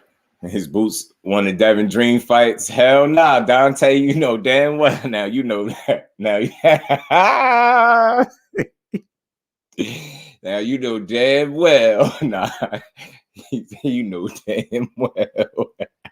And Boots last fight was against a good fighter. Yeah, I told you this was a money fight. Yeah, Ryan asked. Ryan ain't asked. He just ain't on their level when in terms of skill and talent, right? He has some of the pedigree that they have because he competed with these guys, right? So he ain't like a total bust, but he ain't been tested the toughest, and he ain't been the most committed. I said these things time and time again. That's where Ryan falls short. It's not a matter of him not having the skills. This is more like an exhibition than Tank versus Ryan. I'm telling you, Ryan, it will be a legendary fight. Let's be honest, Villa will stop dead. Now that's that. Woof, man, Villa. Damn, boots this, boots that. You think that but they get boots by UD? Shit, man, you love you some dead, bro. I ain't mad at you, bro. I tell you, if I was a boxer, bro, I would definitely want to be Joe's favorite fighter. The way you rock with your guy is unmatched, bro. Like I'm telling you, you need to look into getting a spot on the team, bro. I think they might have some available slots on Team Haney. You gotta hit him up and see what's good, bro. DM the Water Walker and see what's good, man. He gonna rock with you. When he see how you go to bat for him, bro. You go to swinging. Bro, anybody that thinks Dad beating Boots by UD right now is like, bro, they should have you on the team doing some type of PR, like something. You know what I mean? That's belief. Like, that's really belief.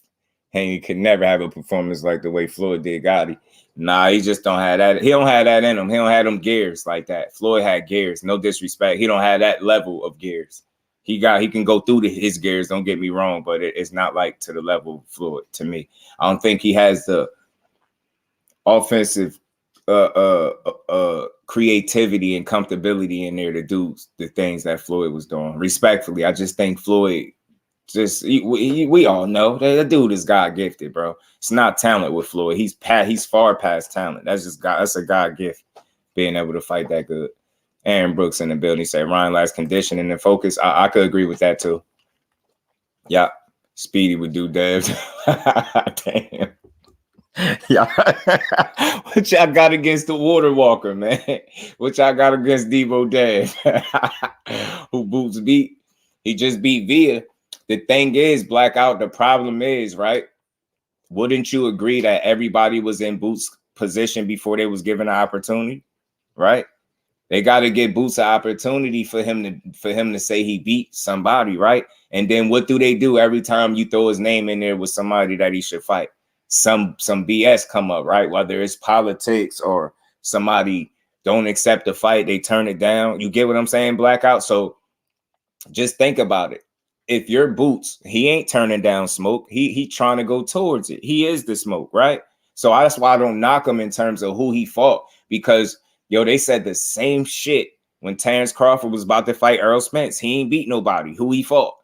After all those fights that he had, they say he ain't beat nobody. Who he fought? And you see that shit resumes don't win fights. So when you see Boots, you just see that pure athleticism, man, that talent, man. You know it's there. And it's just a matter of him getting the right opportunities and being tested so he could prove exactly what he worth. You get what I'm saying? I love what Boots is doing. I mean, I wish he would talk more. I love, but I don't knock him, because if that ain't him, then it ain't him. He can only be him, and I ain't mad at that. I'm supporting it. Being Boxing News, what's good with it, my guy? How you feeling? Said Dad finna throw 6 million jacks. Hey, man. He gonna tear Ryan face up, bro. Ryan, he gonna be punching moose out of Ryan hair with that jab. Dave, look at Dave gonna be about 175 on fight now. He gonna punch Ryan under about 10 rounds. He gonna get him. He said Speedy a better boxer than Dave, and he way faster. Yeah, that'd be crazy. Cause he'll be able to match him athletically, Tay, and that's where the challenge will come in right from the rip. You get what I'm saying? And he bigger. He hit harder, I believe, too. He should give you a free Devin shirt. You right, cuz I'm telling you, you gotta hit him up, man. You gotta hit the Water Walker up and get on the team, the PR team, something. Because the fact that you just proudly said that here UD Boots, like, and you mean that. So like they gotta have you on the team. I would personally want you on my team talking like that.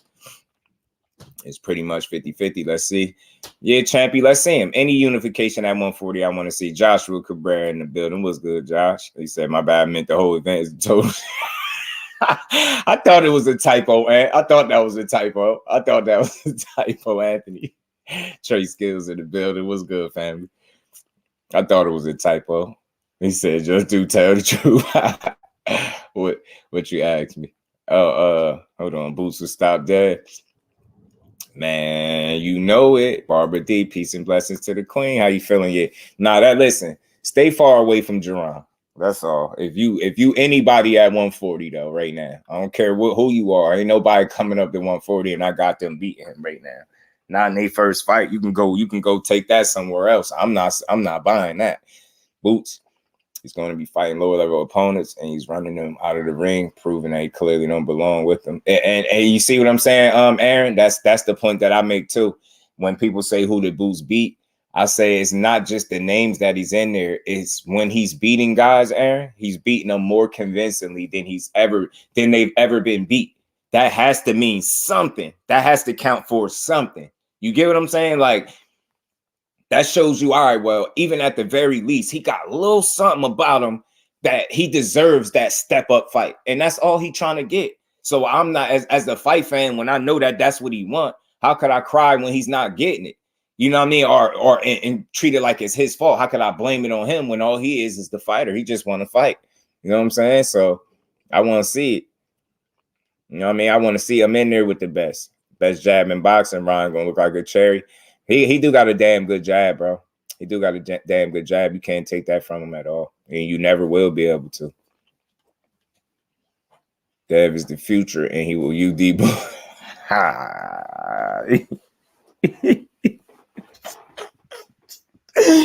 Yo, hold on, man. I'm tired of y'all. Hold on. Y'all crazy, yo. Y'all be having me go. Y'all be having me go. Hold on. He said, yeah, UD say Dev is the future. Listen, he is the future, bro. No denying that. But UD and boots, that's something different, bro. That ain't that ain't exactly something easy to do, is what I'm saying, bro. You get me? Hold on.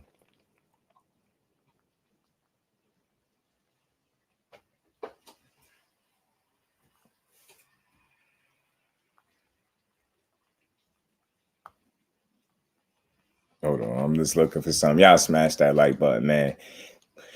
All things, my guy, man. We're going to keep rolling. Boots is a freak of nature. I'm telling you.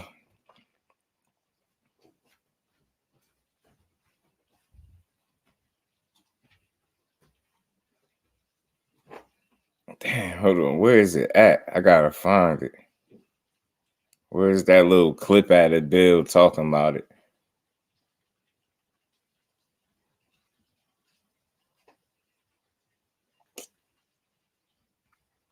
Damn, man. I got to find it, yo. And I can't, man. It's just, you hear Bill words, it don't sound like, say, yeah, we'll be willing to give that young man the opportunity. What? No, you won't. Stop! Don't sit here and lie to us like that. No, they don't believe that shit. You should deep for the win in the build. It was good with it. I'm mad I can't find a little clip. I don't want a whole video. I just want the little clip of Bill talking about that, the possibility of Dev fighting Boots. That joint just, it's funny because you know that shit ain't the fight. Ain't nobody thinking about pursuing that, bro. That'd be wild. Don't go messing with that, man. Stop playing around with people, bro.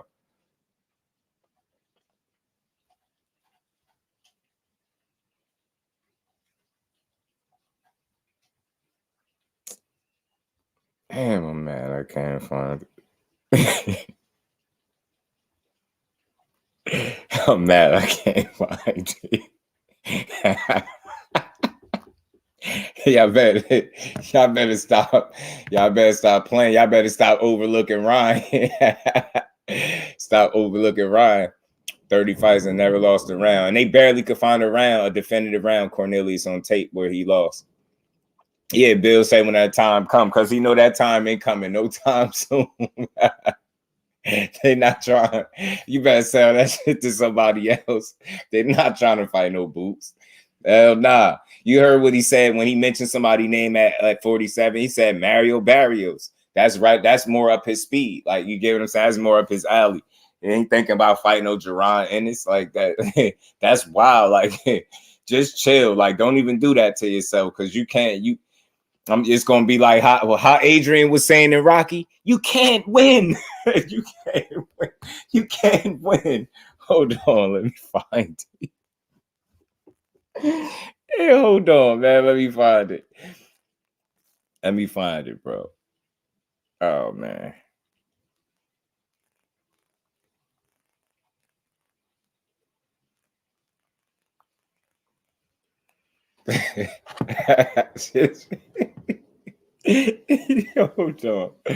Hold on, yeah. I gotta get to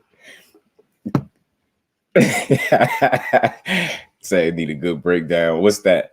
Just Jalil Hackett with like a word. Jalil, damn, they throwing his name just still mad about that 25%. LaMarcus, what's good, family? How you feeling? Radio did an interview with Bill at the Devin You say Devin last fight, Bill got mad when he asked about Boots. y'all gotta chill, yo. Even if you win, what have you won? Apollo's still gone. Why can't you change your thinking? Everybody else does. Because I'm a fighter. That's the way I'm made, Adrian. That's what you marry. We can't change what we are. Yes, you can. You can't change anything, Adrian. All we can do is just go with what we are. You can't go with what you are. Have you read the papers? Do you know what everybody says? It's suicide. It's suicide. You've seen him. You know how strong he is. You can't win. Yo, that's what they gonna be saying about Boots. Yes, you can. Oh my God, yo, You my can't eyes change burning. anything, Adrian. All we can do is just go with what we are. You can't go with what you are. Have you read the papers? Do you know what everybody says? It's suicide. You've seen him. You know how strong he is. Yo, you can't win. You gotta chill, yo. That's how they gonna be. I gotta get that clip from my brand section, yo. Oh my God, yo. Oh my God. Oh man, yo, I did not expect to laugh at that, yo. Oh my God. Y'all crazy, yo. Y'all gonna be like, you read the papers. It's suicide. You know how strong he is. You can't win. Hell nah. That's what, yo, that fits the bill. That's my exact sentiments for all y'all to leave Boots alone, bro. That's just my opinion. 147 is a different beast. You better pack a lunch because you're gonna need it up there. I'm telling you right now. Like, you better not. Boots ain't the kind of fighter you just go in there, yeah, I got him. No, you don't got him. You don't. You don't got him.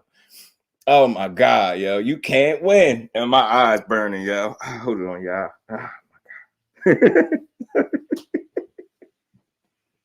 Oh man.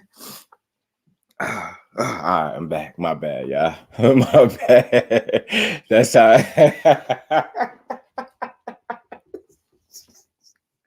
you don't get it, yo. Yo, that is picture perfect. Yo, that is what, yo. If I got that, I'm gonna get that clip. For anybody that say that to me for the rest of the time, yo, I'm playing that. Yo, as soon as you say it, yeah, he got Boots by UD. All right, bet. Cue the clip. You can't win. You seen the papers? That's exactly what they're gonna be saying about Boots. Yo, I'm telling you, the way he beat Villa up, Villa had to be saved. Like, that's a real ass whooping. How many? Show me another fighter that is putting himself in the matrix and then making you miss and still hitting you. That dude enjoyed boxing on a level that most fighters will never, and I mean that. And I finally figured it out with Boots. To me, despite the level of competition that you think is missing from his resume, I feel like what makes him special is his love of the game. The fact that he loves what he's doing so much is just different. His love for the game is different. He having fun in there. Who the hell? Villa is a guy that if he land the right punch could knock your head off, and he in here sticking his head in, moving. He put himself in slow motion in real life with no camera tricks. And that's the dude that you think a 140-pounder just gonna jump up there and UD him. What Boots gonna be doing? What, he gonna have both hands tied behind his back? Because that ain't happening, bro. That's gonna be a tough fight, bro. Yeah, laughter is very healthy. Salute to the queens. Yeah, Miss Joette, this one got me laughing, man. Clever leg had everyone scared. I'm telling you. I'm telling you, I pity the fool. There's no Dev really like that. Dev is really like that, bro. Dev is really like that. He is. Like, one thing about me, you got to have fun with boxing, bro. I'm never going to say nothing crazy about him because I don't hate him. I don't have that type of energy for none of these dudes. I just like to have fun with it. Now, look, on a more serious note, the dude could fight his ass off, man. But that fight right there is just probably one that don't even have that on your bucket list if you want to be smart like that. Leave him alone, because leave him alone, bro. Nah, that ain't nah. Dude showing up at weigh-ins at 145 for a 147-pound fight. Nah, that's nah. Leave him alone, bro. Chill out. Go find somebody else to play with, because Boots Ennis ain't the guy. Don't play with him. If Devin want to be Floyd, people come to see you lose, make the fight versus Boots. Oh, yeah, there you go. Man, if Dev signed that the fight Shakur in Africa and all them guys going to be laughing, man. Oh, yeah, so look, salute to everybody in the building. Y'all smash that like button, sub to the channel if you haven't. I just had to get a good laugh, man. That was funny. Man, that was funny, bro. Hold on one more time. For anybody that didn't catch this. This is for everybody that's telling me that if Boots fight Devin Haney UD's Boots. Like this is my thoughts on change this. What we are. Yes, you can. You can't change anything, Adrian. All we can do is just go with what we are. You can't go with what you are. Have you read the papers? Do you know what everybody says? It's suicide. You've seen him. You know how strong he is. You've seen Boots. You can't win. Oh man, you can't win, bro. Hell nah, bro. Every time, that's gonna be bad. Y'all better leave Boots alone, bro. All right, Boots already quietly training because he can't get people to say yes to fights. And you think he just gonna let some guy just move up here and get crazy? Nah, it ain't happening, bro. It ain't gonna happen. Y'all sleeping on Kenneth Sims. Nah, I love him, Joshua. Kenneth Sims, I said it. He's a sleeper at 140. Brian Norman fighting Giovanni Santillan. That's gonna be a tough fight, Joshua. That's gonna be a tough fight for him. That's what I'm saying, Cornelius. My God, Keller, what's good with it, bro? It's gonna be too tough for him to keep him off him, bro. He's not gonna be able to do it. In my opinion, he said Shakur should have took him 20 rounds. Even seeing people that used to make me mad. I remember once upon a time when somebody mentioned the 25%, it really used to have me mad. But now I just laugh at it because for everybody that believes that he should have taken 25%, you're telling me that you believe Devin was going to fight at 35 again. And the fact that we know that's the furthest thing from the truth is the most laughable case that you can make for any fighter. And then notice, I'm so real that I keep telling y'all Haney fans that keep saying take the 25%. He was never going to fight there again. Not because he was scared, not because he duck and smoke, but because it wouldn't be a smart business move. Again, he already made not questionable business move, but he took calculated risks. You get what I'm saying? That it came with some challenges, shrinking your body down to stay at 135. So when you really look at a fighter like that is Shakur, he's freshly moving into a weight class.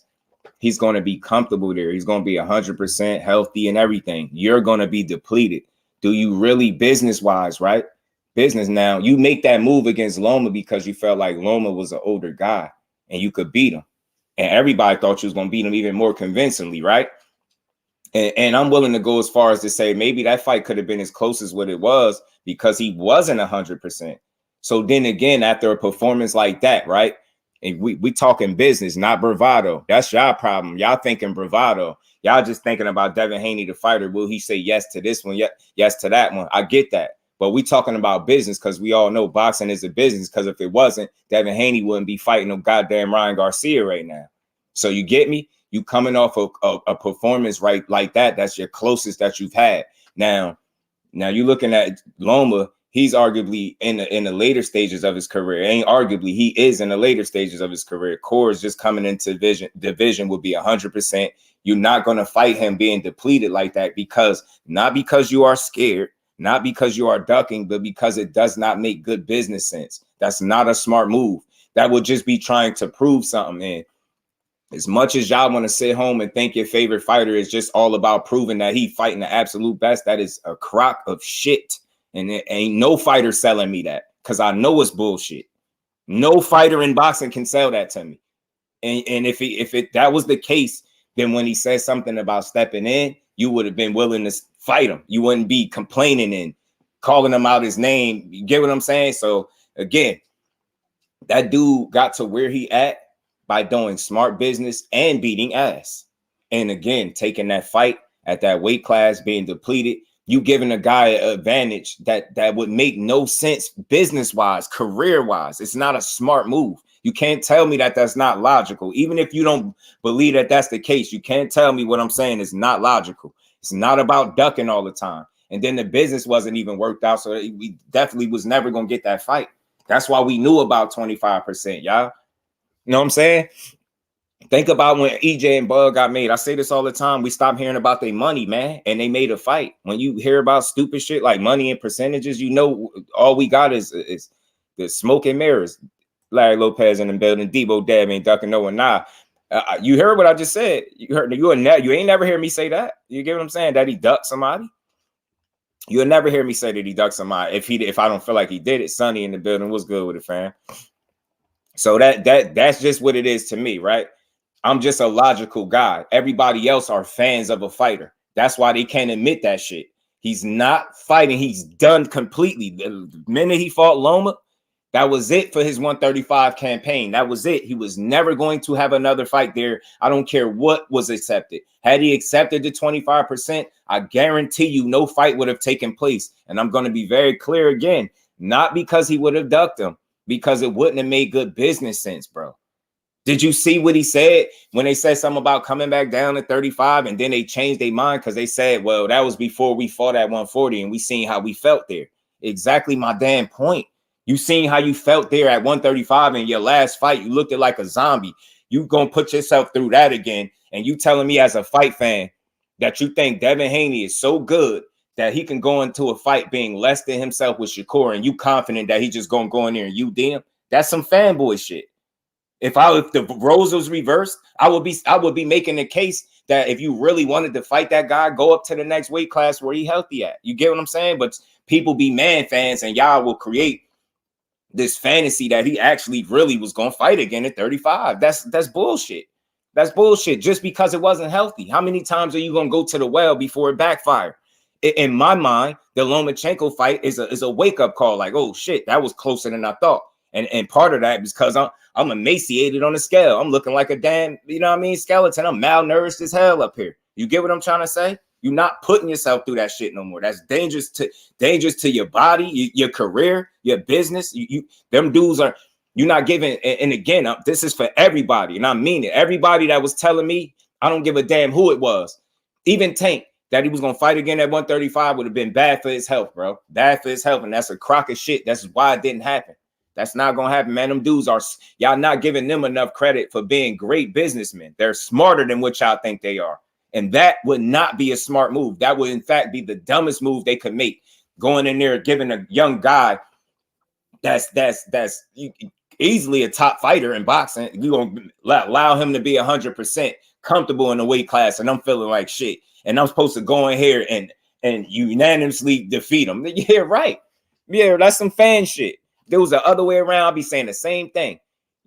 When you at the level that they're at, off night or you not being 100% could be the difference between winning and losing. On either side, the skill level or the gap is not significant to the point where either guy could afford to be so much less than 100% of themselves having bad weight cuts and expect to go in there and beat the other one. That's because I'm a realist, not a fanboy. I'm a realist. Neither one of them guys, both of those guys would be at risk of losing a fight doing that, fighting each other under them circumstances. It would be very stupid to do. That's why it didn't happen. That should be stupid to do. John Wick in the building. If Shakur, what? Hold on. I didn't see it. It just flew past me. Pop with the drop. What's good with it? Little Core always on Twitter. I mean, look, 21 fights, 3 division champion. I keep saying this. Show me another one that's doing it. People always paying attention to his Twitter. Just ignore his Twitter. If it's that bad. If I hated what a guy did on Twitter, I would never pay attention to it. Tell Hanos to spin the block on court. Tell him Marquis was good with it, my guy. How you feeling? Y'all smash that like button. Happy Valley Farms in the building. Boxers have to survive in the ring and survive in boxing business. Yeah, for sure. That's a fact. Happy Valley Farms, they do. And that's why they got to do smart business. You know what I'm saying? He would like to know why Shakur was trying to even fight him. Now, again, John Wick, that tells me, you ask a question like that, that tells me that you know he wasn't fighting there, right? When you ask a question like that, you get what I'm saying? And again, my answer to your question, right? Because I like to engage with my chat. My answer to you would be this, and tell me if this is a fair answer. Why was he trying to fight him? His answer was when he heard him say it wasn't going to be another champion at 135. He said, all right, well, I'm here. So let's fight then. You get what I'm saying? So he took it like that was a challenge. And that's what fighters are supposed to do. Was he not supposed to challenge him? Ain't they fighters? They ain't do nothing wrong by challenging him. Everybody else is a fucking diva, bro. That tried to make it seem like fighters calling each other out or wanting to fight is something bad about it. That's what he's supposed to do. He answered the call. He said it wouldn't be another champion. Shakur said, I beg to differ. I want to show you otherwise. Let's fight. It wasn't nothing wrong about it. But again, for Devin Haney to be like, well, you know what? I'm done at this weight class because I'm obviously cooked on the scale. If you want to fight me, see me at 40. And I would have had no problem with that. But the problem I had with the whole situation is the smoke and mirrors and this fucking false illusion that he actually was going to deplete himself and fight a guy that's that good. Nobody in boxing, I don't care how long you've been watching it, is going to convince me that. They're smarter than that. That would have been stupid. You get what I'm saying? That's the better question. Not why I call him out and knowing he depleted. He ain't in camp with him. It ain't up for him to keep up with his health. He's just responding as a fighter to the challenge that you're saying is not going to be another undisputed champion. He like, oh yeah, okay. You know what I mean? I'll do something about it. That's what he's supposed to do. You get what I'm saying? GM in the building. He said, I ain't paying no 80. GM said he ain't paying the 80. He said Shakur duck GM. Joshua, I like Cabrera, man. No, you I can't allow you to do that. Giovanni Cabrera was never offered to Shakur, ever. Never. Like never. And for the record, man, like he ain't no Pitbull Cruz, bro. Shakur have his way with Cabrera. I ain't gonna even hold you. That wouldn't be a good fight for Cabrera. I'm just be honest with you, because there's levels. Slogan one, what it do, family? $80 is nothing. I feel you. I like that attitude, Blackout. That means you supporting it, and I'm rocking with you. I support that message. Damn, McKellar say keeping his 80. Damn, man. Dead versus Ryan, US $80. That's what they saying, bro. PPV.com. I just want to see it do well. I want to support the fight. I'm not going to be there physically, but I'll pay for it and watch it. I just hope the undercard suffice, man. They took a bit of a time rolling that out. And right now, like I said, we just got names and stuff like that. We don't even got full matchups. So it's a bit odd. It's just so close to the fight. The way they roll out is weird. Like, you get what I'm saying? Smoking mirrors, which of course saying will fill in. Nah, I don't think it is. Because, call his bluff. You see how they react, John Wick? They react all. Yeah, they started getting mad. They started making videos about it. Like, people be sensitive as hell. If the shoe was on the other foot and Shakur's was in Devin's situation and he was about to fight Ryan and Devin said, I'll step in, as a fight fan, I would be like, hell yeah. And I see the guy that's about to fight mentally deteriorating, and I see a better fighter asking him to step in, and I know it'll do well with the numbers because that dude bring his own fans. Miss me with that shit, I will be like, hell yeah, give it to me. See, I'm different from some of them other fight fans. I'm a boxing supporter. It's different. So again, for all the people that cry about the best fighting the best, so you telling me Devin Haney and Shakur Stevenson ain't a prime example of the best fighting the best? Why not? Because some hating ass dude on YouTube says so because they don't like Shakur because of the way he smiles or some weird shit like that. You get what I'm saying? We talking about boxing here. We talking about two of the best talents in boxing. That is the epitome of the best fighting the best. So I question all the people that really say that if you really want it, because when you have an opportunity to get it, you put up so much resistance to get the fight. Oh man, yeah, smoking mirrors, yeah, he's clout chasing, yeah, it's everything, but yeah, call his bluff. Just like y'all expected him to do to y'all, and he did it when he went to the sanctioning bodies. People don't keep the same energy at all. All they do is make excuses as to why these fights can't happen. Excuses. He ain't really willing to do that. How would you know? Put it to the test. You know what I'm saying? Y'all want everybody else bluff to be called. Call his bluff. You get what I'm saying? So you telling me going to the sanctioning bodies mean he didn't want to fight you, and telling you he'd step in, didn't want to fight you, stepping in the ring with you, all this stuff is wrong. So what's the proper way to get a Devin Haney fight? Kiss the ring? Because he ain't never doing that. Get what I'm saying? Ryan Garcia was able to raise his hand. Get what I'm saying? That's because he fooled. That's the difference, man. See, people can't fool me. It's gonna take something different to get in there with him, and you ain't gonna just. It ain't gonna be just. Oh, I mean, you accepted Ryan's challenge when he raised his hand. I mean, let's talk about it. He said that he'd fight you, and you said hell yeah to it, and then got mad when he backed out on you and he had to spin the block. But as soon as a better fighter raise their hand, oh, it's clout chasing and it's slander. That's because you don't want to fight them. It's not about the best fighting the best all the time. Dudes are in it to make money, like I said, and there's nothing wrong with that because they are prize fighters. But don't sell me some legacy bullshit when you clearly trying to make money. That's all I'm saying. PJ's big dog, what's good with it? That's all. Do you really want the best fighting the best? Because that's exactly what that fight would be. I don't care who you think will win. That's the best fighting the best. I don't care about the politics. I'm strictly talking boxing. Would that be the best fighting the best? Would that be a better fight? Would it be a better fight? You get what I'm saying? Absolutely would. That's all and y'all know that. Y'all know that because we real fight fans. That's all I'm saying. That would be the best fighting the best, not Ryan and Devin. That's all I'm saying. I don't care about no politics. I don't care about size of the streets, percentage splits. I don't want to hear none of that shit. If those two dudes are to get in the ring, we for sure getting our money's worth. We wouldn't be sitting here talking. Put it this way. If Shakur was to replace Ryan, would anybody in here say they not paying the 80? Who in here wouldn't pay $80 for Devin to fight Shakur Stevenson? Who wouldn't pay 80? I don't think nobody in here would say that. I think that's $80. Even if you didn't want to spend, you would think about it. You get what I'm saying? You'll be like, man, I might consider that. That's all I'm saying. All politics and bullshit aside. You want to talk boxing? Let's talk boxing. That's the best fighting the best. You know why? Because through 21 fights, one proved it. Through 31 fights, another one proved it. That is the best fighting the best. And that's why I support both of them. LetsBuild, what's good with it, bro? How you feeling? Fax machine in the building. That's my guy right there. Y'all go tap into LetsBuild if y'all haven't. Shakur has been clout chasing. I can't. You know why? Listen, I ain't going. I don't argue opinions, right, Larry? You my guy. I get it.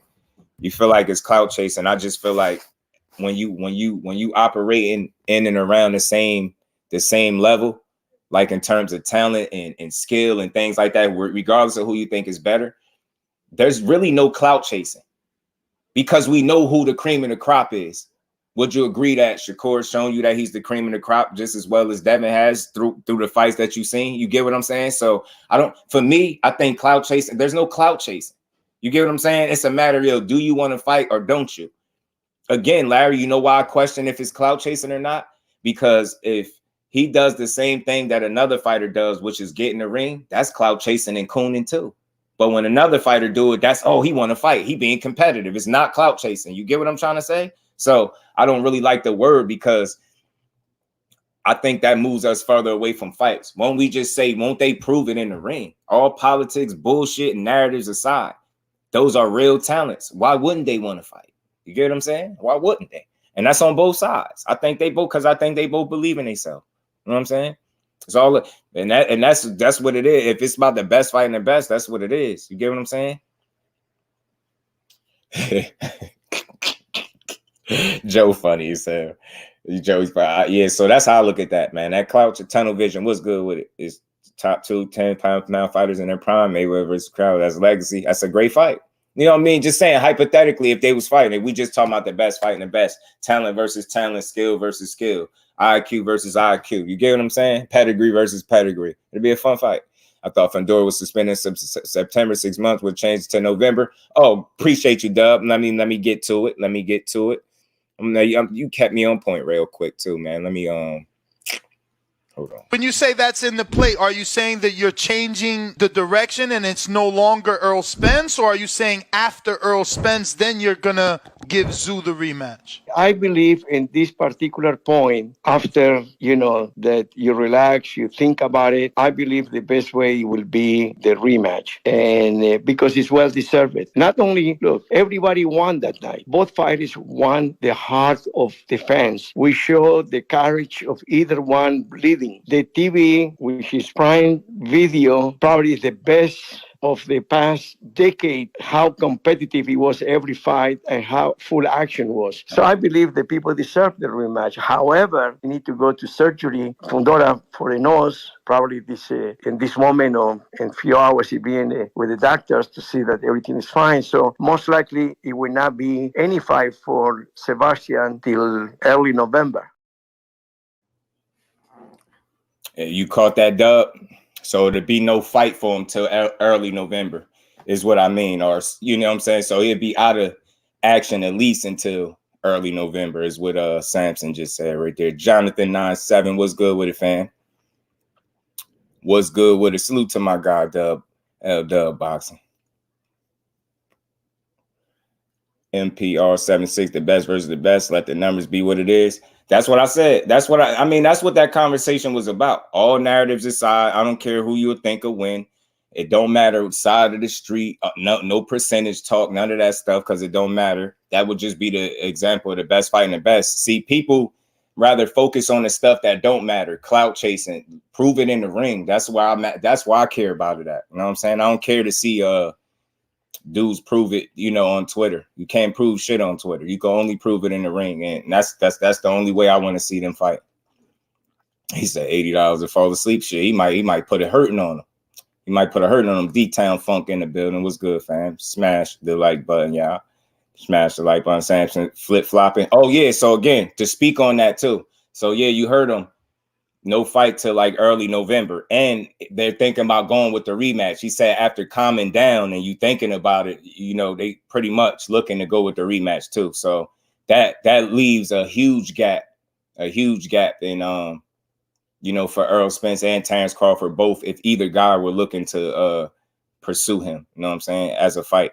So salute to my guy, Dub. You keeping me on my toes. You know, he was like, what happened? I had to take it right from the horse's mouth. I said, really? Because I did hear September, but then I heard him say November. I said, okay, early November. Okay. What happened to the business of boxing? I mean, look, pertaining to what, Larry? Pertaining to what? You know what I mean? Pertaining to what? If you talking about what I was just talking about with the conversation, again, I just X'd all that out and just said all BS and narratives aside, that'd be the prime example of the best fighting the best. Would it not? You get what I'm saying? So that's why I say, what's the complaint about if a guy actually is interested in fighting another guy? Top guys should fight each other, but I see a certain energy. I see a certain energy every time, it's a different type of a threat involved. You get what I'm saying? See, he ain't food. If he was food and raising his hand, or maybe a TikTok star and had maybe 10 million or so followers, he'd fit the bill. But because he actually a real fighter, you know what I'm saying, and actually bring some fans and to really get the fans they $80 worth, people don't want to see it. So they rather push clout chasing and bullshit narratives. I ain't into that. I'll be wanting to see fights, bro. He said, yeah, the two Jacksons cut their ears off for their guys. Just do them. Them my guys, man. Yes, but Bud and Fundora is not the best versus the best. No, it's not. It's not, Larry. No, it's not. It's not. That fight is not that. That fight is not that. But I was speaking on the other situation because that's what the fighter was pushing. He in it to fight the best, right? The best fighting the best. And that fight is not an example of that either. But you know what I mean? I think just like I think it was Tim Bradley. Tim Bradley said that the better matchup, I think, for Spence would be a Fundora. I think he already fought a Terence Crawford. We see what it looked like. And I think Fundora makes sense in between instead of going right back to it. That's just me, being that they already, crossed the bridge in terms of not having a rematch. I tell you, Shakur isn't good enough, but the guy coming off getting stopped is. You dig what I'm saying? Tunnel vision. Jamel Charlo is the best at 154. Till proven otherwise. So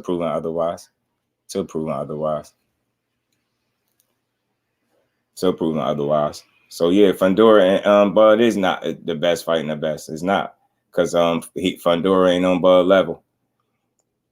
You know what I'm saying? But it'll make sense for different reasons. Obviously, if you moving into the weight class and it's your first fight there, I mean, I ain't mad at it for either of them dudes to fight each other. You know what I'm saying?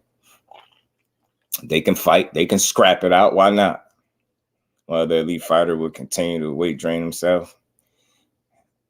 Haney did, and why would he do it?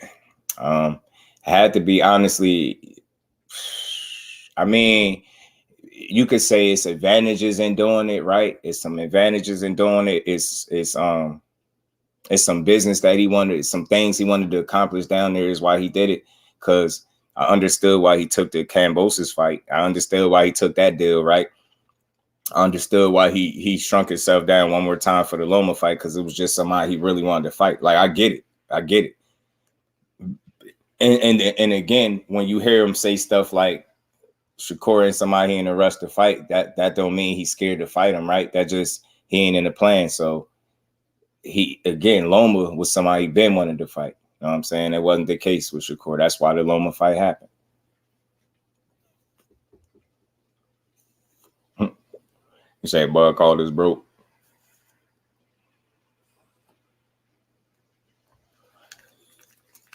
I remember when people were saying that. I still don't think he was speaking to a certain fan base. I gotta hear it again, man. But I briefly remember that when people was kind of pissed off about that. Rod in the building was good with it, fam.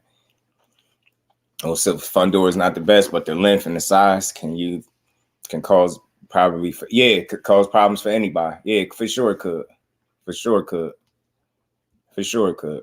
Fundora is so much taller. Does it make sense to say he could be at the height disadvantage?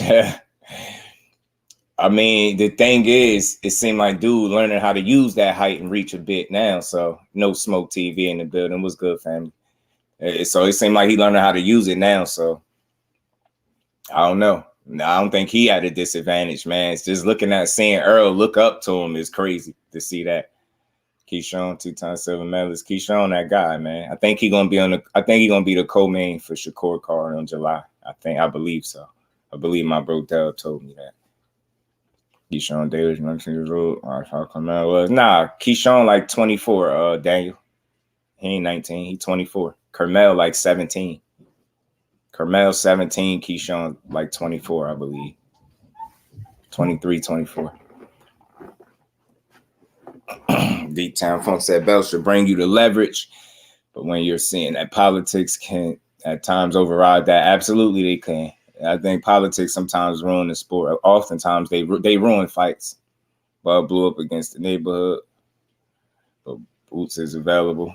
A lot of people keep talking that Boots stuff. Hold on. Speaking of that.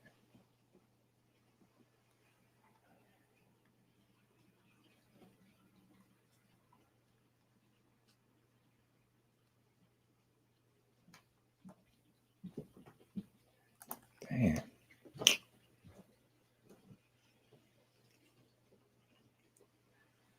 Who Boots signed to? Tell him to put up the money for Bud and Boots.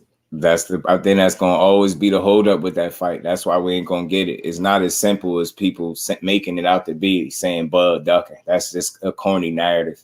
That man ain't ducking nobody. I'll pay $80 for Bud versus Boots for sure. Absolutely.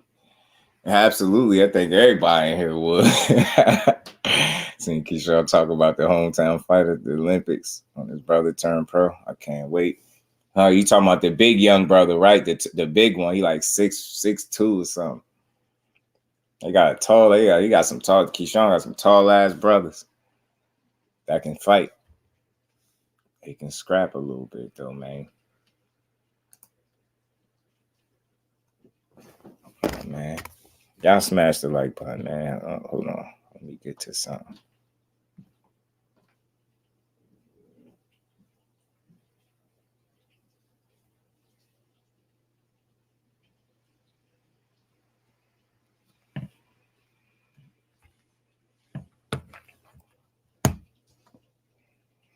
Crawford has to wait. David Benavidez is waiting. Crawford can wait like he made others wait. Are you speaking of Duran Ennis? I would say that the most honorable for Crawford is to fight Ennis. That is the truth. You know what I mean? And he have no problem with the weight, but he's looking for money. He want to fight Canelo for money, a payday. And that, I don't know if he will get a payday with Fundora, because my understanding, he want to be like, I don't know if it's true or not, but like he be a co-promoter because he's a free agent. And that it will not happen. It will not happen that way, because I'm an emotional person. We make a team the decision that Louis de Cuba, he will try to negotiate not to lose the title. And did y'all catch that? So for y'all still talking the Bud and Boots thing, you see what he's saying? Bud is looking for money, and ain't nothing wrong with that. He's been clear about that. If you want him to fight somebody, especially you talking about somebody like Boots, then where the money at? And you just heard what bruh just said just right there.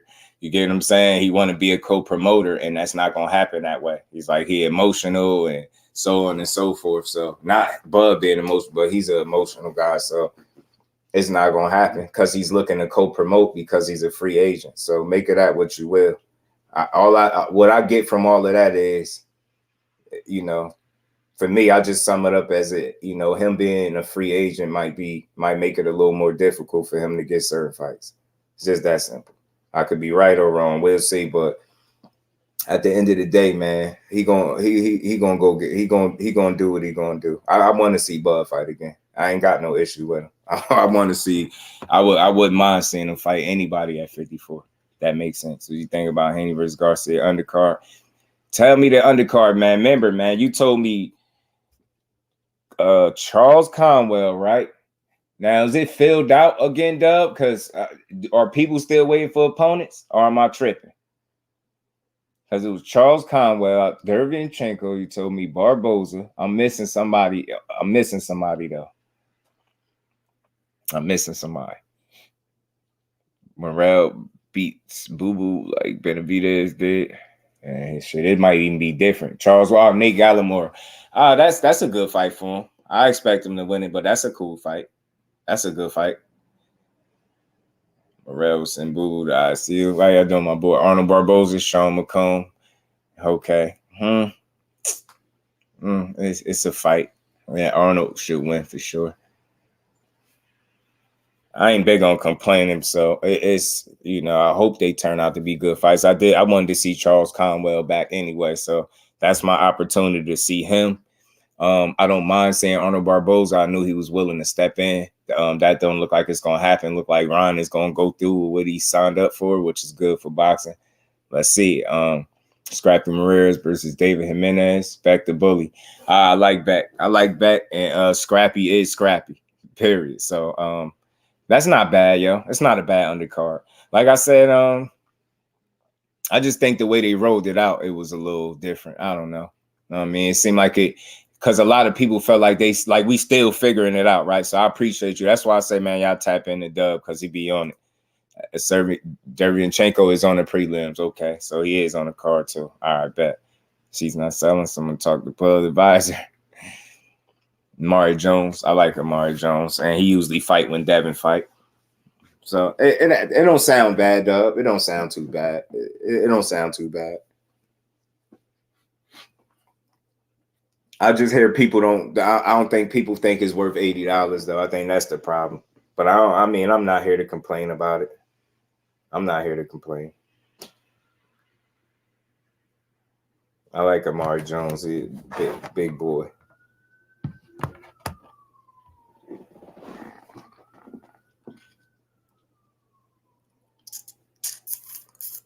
I think those fights are relatively I don't know. I don't expect none of those guys to lose, whether it's Charles Conwell, Amari Jones, Derevyanchenko, a bit of a wild card. Is he getting up there in age? Back to Bully. Didn't he lose not too long ago? Salute to the Queen, Miss Joette, putting the color in the chat. Come on, y'all. Put some color in the chat to support this fire content. I appreciate you, Queen. Y'all make sure y'all smash the like button, too. And we ain't never got a box again. Well, I already been getting these bets, but now it's time for you to get your just do. On who? You bet 300 on who? On 16K. It's not 80. It's on the zone 70. So do I got it wrong? Let me see this flyer again, man.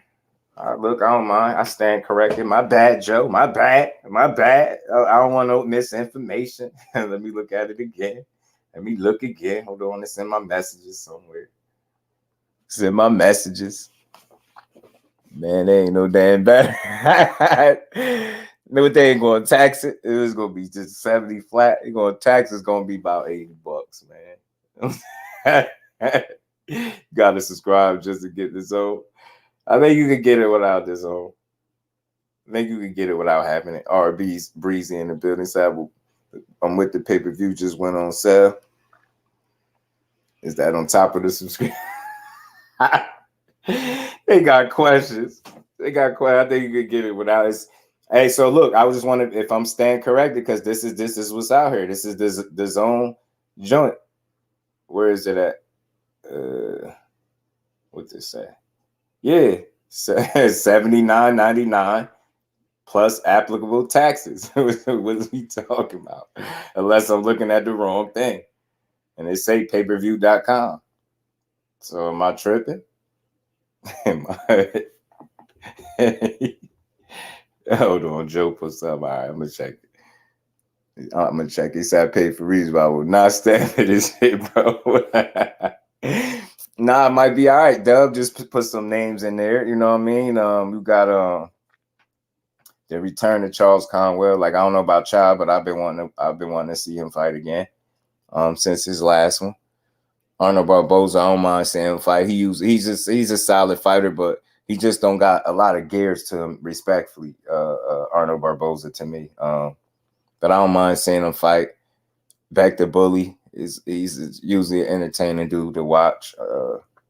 Scrappy Ramirez is always entertaining. You know what I'm saying, to watch. So they got some decent people on the undercard. I'm not mad at it at all, y'all. I ain't mad, yo. I ain't mad, y'all. I just paid for reasons, but I would not. Oh, I seen. You stupid. Said the undercard ass. Listen, I understand it could be better. It could be better, but I ain't gonna. I'm more of a. I'll let it play out before I make a final verdict. Like, we could looking at the matchups is one thing, but seeing how the fights play out is another thing, right? So that's all. And I'm optimistic. I just want to try to. I don't want to try to shit on the card. You get what I'm saying? I don't want to. Like, it ain't jumping out crazy at me. The matchups, like, put it this way. And I don't do like I don't, I love everybody that put on good fights, but see how they was just giving us all PBC card, the first Amazon Prime card, all the grief about it not being good or not being shouldn't be pay-per-view or this or that, right? But that card is still being talked about today. You know what I mean? And then, this just happened this past weekend and we on Wednesday. So I think that speaks volumes that the PBC rollout and that card was solid as hell. You will be a hater to say that card didn't deliver. Rolly got knocked out in a scrappy, entertaining fight for 7 rounds. You get what I'm saying? Tim Tszyu and Buddy was a bloodbath. He got his nose broke. Tim Tszyu got his head split. He lost the title. You get what I'm saying? Fundora got crowned champion. Mendoza and Bohachuk went to war. Mendoza got his jaw broke. You get what I'm saying? Dudes nursing all types of injuries. People injured, can't make fights. Like, what we talking about? PBC just delivered a banger. I don't care what nobody talking about. I don't care about them damn numbers or nothing. If the numbers don't do good, then maybe people just ungrateful. But that was a good that was a good night of boxing. I don't give a damn what you saying. You lying. I wasn't bored with none of them fights. Those are some good scraps on that card. The card was a mistake. What's up? Was to be it was supposed to be Keith. But look, Sonny, that's one way to look at it, right? Because when Keith dropped out because of injury, the name recognition left, right? Name recognition left the card. So when you're looking at the card, like I said before, in terms of names, it wasn't there. But if you look at what Keith Thurman falling out did, what did it do? It allowed them to pull Fundora. And damn, man, part of me wouldn't. I'd rather Keith Thurman be there because I wanted to see Fundora and that Bohachuk guy really fight. But Keith Thurman fell out. That allowed 2 good fights to take place. You got, Fundora snatched up in the main event. That was a bloodbath. It went 12 rounds. They gave us our money's worth, right? And then you look at Bohachuk and Mendoza. Mendoza took every shot that he got his jaw broke and kept fighting. That's dope. People say they want blood and guts. That was a drag him out type of fight. That was a brawl. That man was fighting for his life in there. Man, I know he eating through a straw right now. Great value should cost less. That's all. I get you. Where the numbers? I don't know about the numbers, Joe. I ain't never looked for them because I'm never the guy to make those type of arguments on my channel, like about numbers.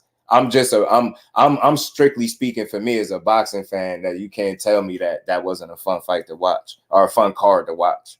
You get what I'm saying? I don't give a damn. The numbers sometimes don't always reflect, the product. So, that was a good night of boxing right there.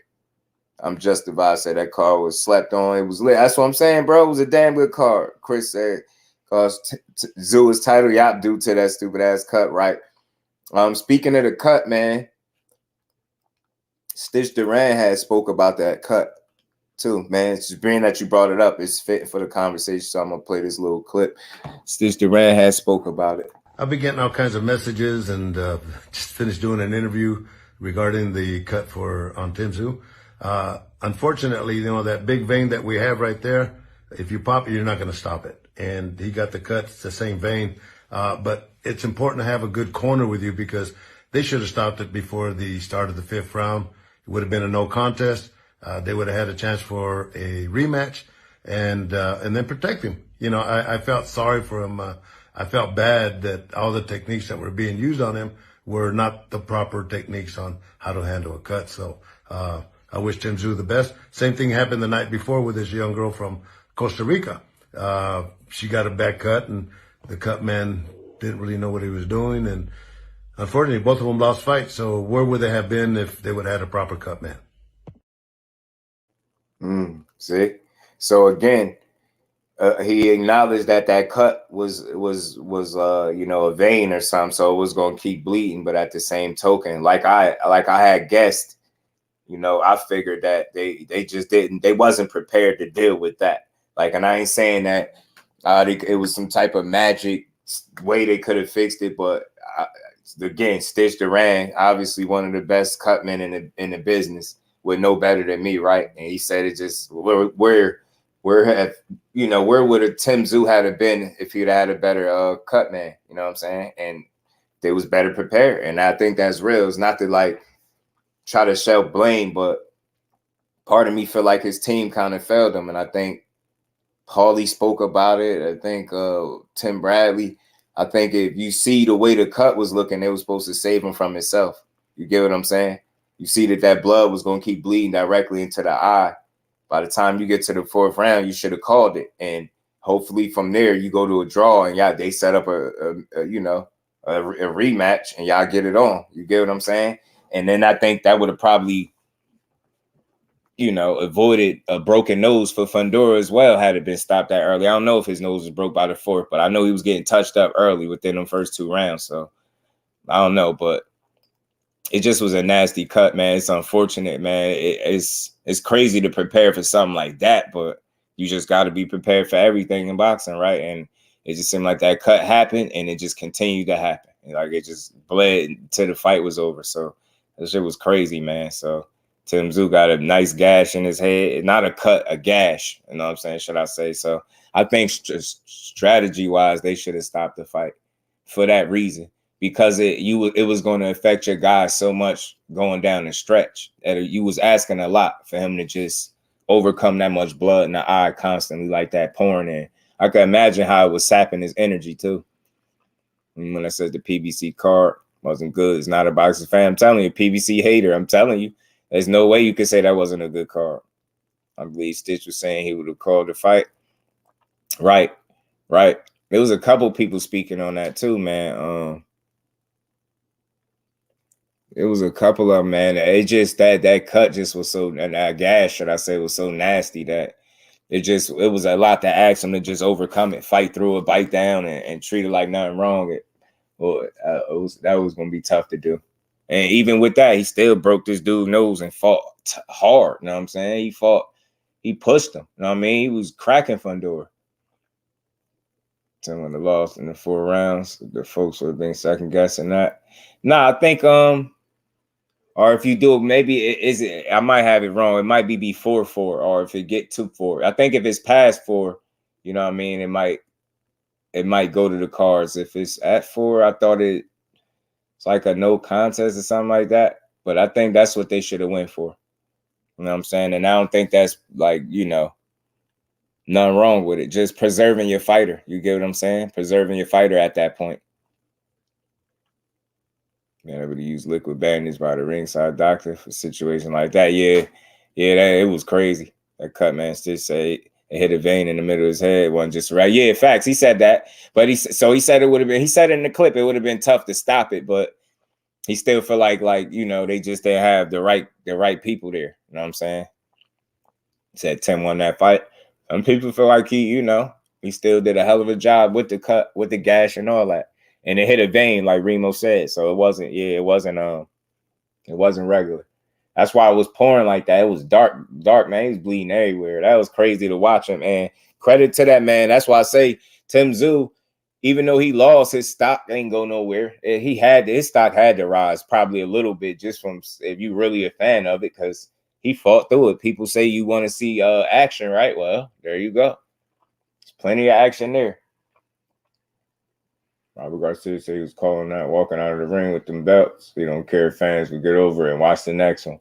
Nah, they would. They would, Remo. He right. Live to fight another day. You get what I'm saying?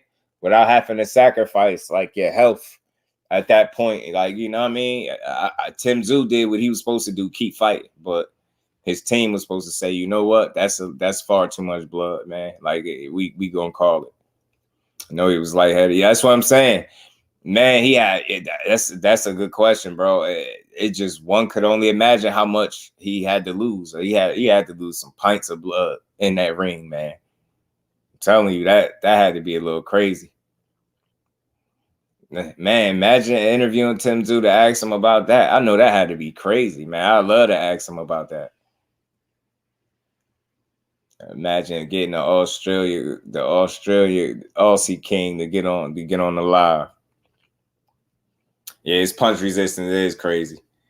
You do got some Mendoza chin made of. I don't know what it's made of. I mean, I know he probably wired up right now or something, but shit, man, he tough as nails, bro. That's got to be one of the toughest guys at 54, or just in boxing, period. That dude is very durable. Man, he could take a beating. Hope Al takes care of Tim moving forward. He's one-on-ones, yeah. Yeah, Tim tough as nails, man. Yeah. And again, that's why I say it's kind of good to hear that Sampson is saying that they're gonna look to revisit the rematch, because that's what makes sense. And I think that's cool. I respect that. Get that man his get back, his opportunity to fight again. He says Zoo in Hawaii right now. Chilling. He deserve it, Chris. He deserve it. He definitely deserve it, bro. He most certainly deserve it. He do. He earned that, man. He earned that because he fought tough, man. He ain't had no quit in him.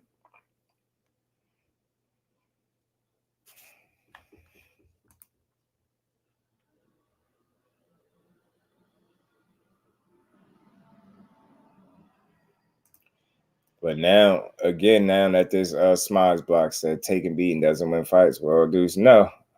I mean, I don't think nobody's saying taking a beating mean you win fights, but I said you'll win some fans. Taking a beating will win you some fans, especially when you took the kind of beating that both Fundora and TSZYU took.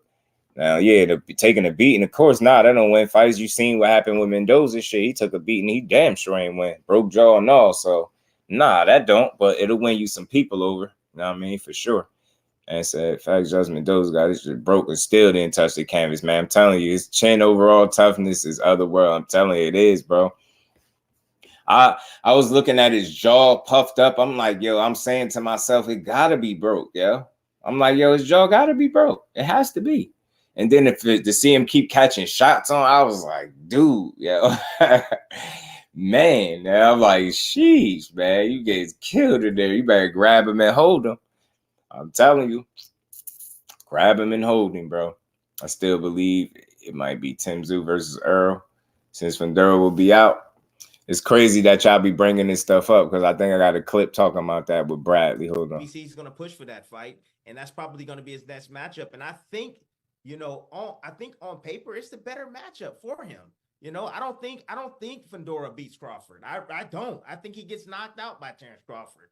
But I think the Errol Spence fight makes sense. Errol just coming off a beat down from Crawford. Errol has been inactive.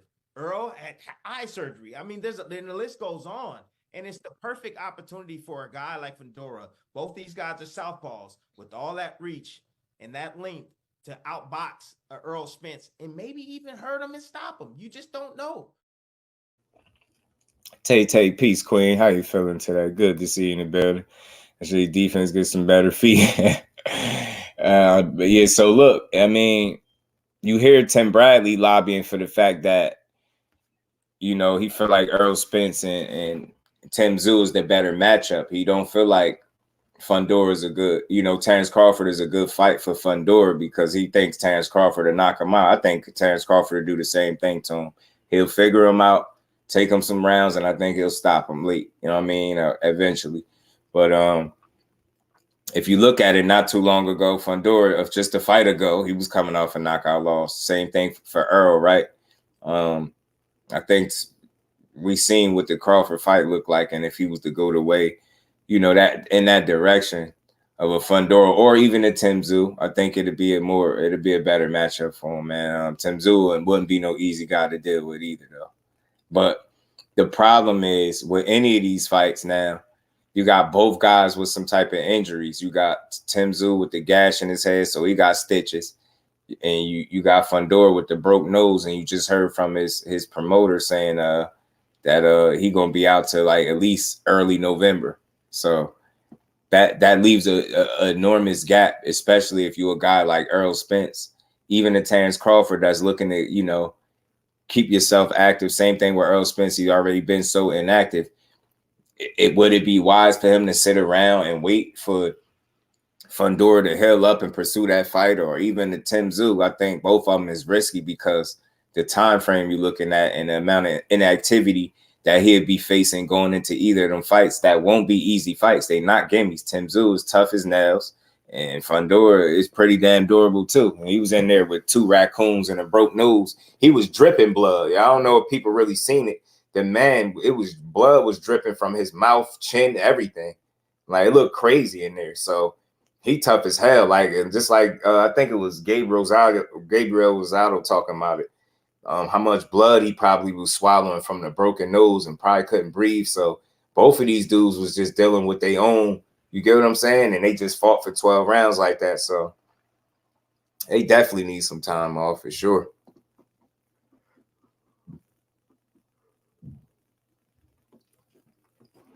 They definitely need time off. So like I said, I don't know where that leaves Terence Crawford and Errol Spence as fighters. I don't know where they go from here. You know, their rematch expired, so they're not looking to fight each other. Both guys, whether it's the winner or the loser in the fight that just took place, are out the picture for some months. So again, anybody looking to fight them, especially if you already been on a layoff, you're gonna be on an even longer one. So I just don't think it's smart. I would just hope, I'm gonna keep saying this. I know we probably won't get it, but I always thought Errol and Brian Castano was a good fight. Errol don't like tune-ups. Brian Castano was far better than a tune-up. I think they got the history in the amateurs. I think it'd be a good fight. When is Virgil gonna fight somebody? He fighting Thomas Delorme next, Tay. He fighting Thomas Delorme next, and the reason for that, I believe personally, is because they still, and this is just my opinion, I still think they testing to see where Virgil Ortiz is at physically. And I think that's why they're giving him softer touches. And I think they're trying to keep him in line for potentially fighting for a title as well. So that's what I see. That's what I see with Virgil.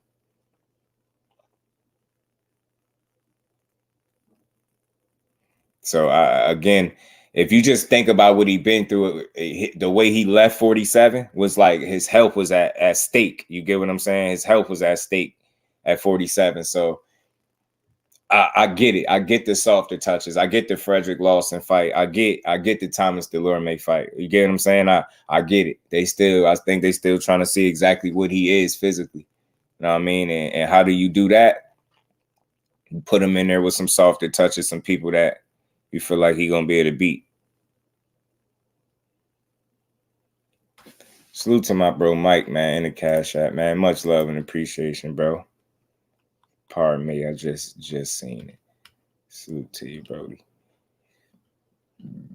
And we ain't never got a box again. Well, right. well. I already been getting these bets, but now it's time for you to get your just due. Salute to my bro Mike. GP in the building. What's good, my guy? How you feeling, bro?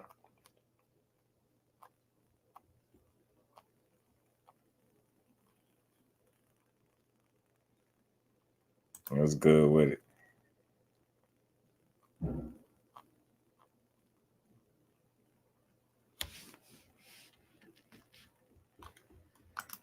Y'all make sure y'all smash the like button for me, man. But man, before we do get up out of here, man,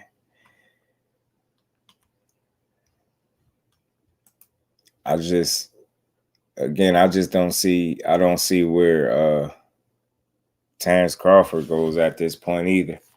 And everybody's saying Boots. I don't think Boots is on the table for him simply because of money. And I don't know who he gonna fight. He said no to Lubin, no to Charlo, and then Charlo out the mix anyway. So we don't know when he gonna be back. So it's gonna be tough. Zena, what's good with it, fam? How you feeling, bro? What's good with you? All good, man. Appreciate you sliding through.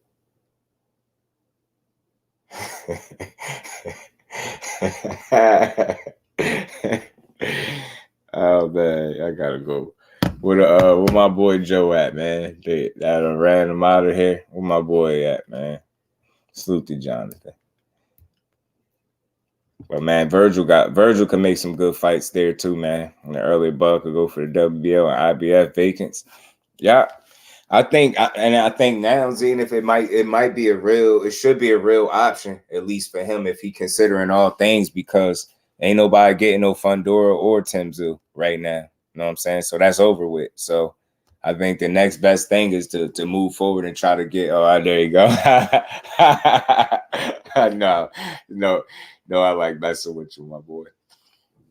But as a diva, just say no tour. I don't know, man. I just think, everybody just does things that work for them, right? And it don't always translate to the people understanding their moves. And I think Bud is just one of those people. But his talent is unquestioned. You know what I'm saying? Like, it's just unfortunate that he shouldn't even be in a situation where he gotta search for fights. You know what I mean? Talent-wise, at all. I watch out for Mike Tyson. He just claimed he's still a draw at 50.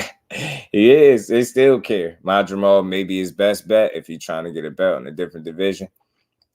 That's a good fight, Zenith, because that Josh Kelly thing ain't going to cut it. Zenith, I don't know if you heard about that. That Josh Kelly potential move ain't going to cut it. And I know Crawford ain't talking about that, but people talking about it for him. You know what I'm saying? If he goes up to 54, I don't want to see him fight no damn Josh Kelly. I know he's going to stop him 100%. That's going to be a shellacking. I don't even think that fight would be, it'd be entertaining because Bud ain't in boring fights, but still, competitive, nope.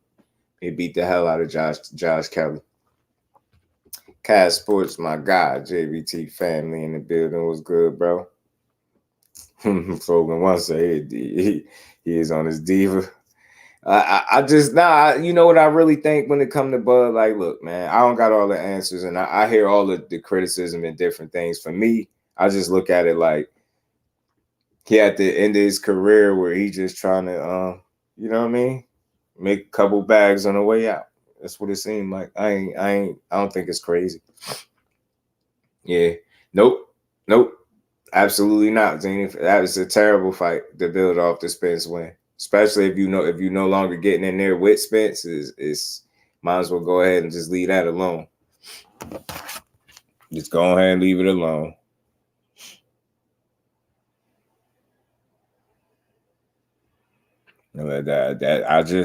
That'd be, man. Nah, it's just not somebody want to see. Bud can do what he want. He in his own world. Nah, that's the problem though. I think the free agent thing, although it might seem like you have flexibility and freedom, I think your leverage is what's shot in that situation. If I'm on point, I think the leverage is what's going to be the problem. I think having the backing and the people to really push to get you the fights. You get what I'm saying? Like who's getting you the fights? You know what I mean? Who pushing for you to get these fights? And if you're saying no to, you know, what PBC offered, then it's a tough situation. Thank you. Fight Boots. The Boots fight. Fight 54 outside Spence and Charlo. Yeah, and it's just like, it was salute to my guy Kyle Sports. It just seemed like that's not much of an option simply because of the money situation. And you missed the clip. I had played this clip with Sampson talking about it, and he said the problem is Bud wants to be a co-promoter because he's a free agent, and he said that's not going to work that way. He said it's not going to happen like that. And he said the fight that make the most sense for Crawford is Boots, is what Sampson just said.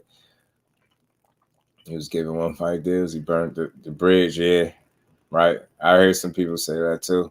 But I need to partner with these. Yo, Joe, bro, I'm telling you, they gotta get you on the team, bro. They gotta get you on the team. Nah, I get what you're saying, Cuzzo. I just think, like, some people got it all, right? Some people got it all, Cuzzo, and I know it ain't, you know, everybody's not a Floyd, but you get what I'm saying? When I had Floyd, he had all the skills, all the talent, and he knew how to promote himself. He accepted being a heel, and it worked for him, right? Just not everybody knows how to do that, but I think Bud, one thing he made sure he do know how to do is fight. And part of me feel like he might feel, my bad, I had to sneeze. Part of me feel like he might feel like the fighting part should be all he had to worry about.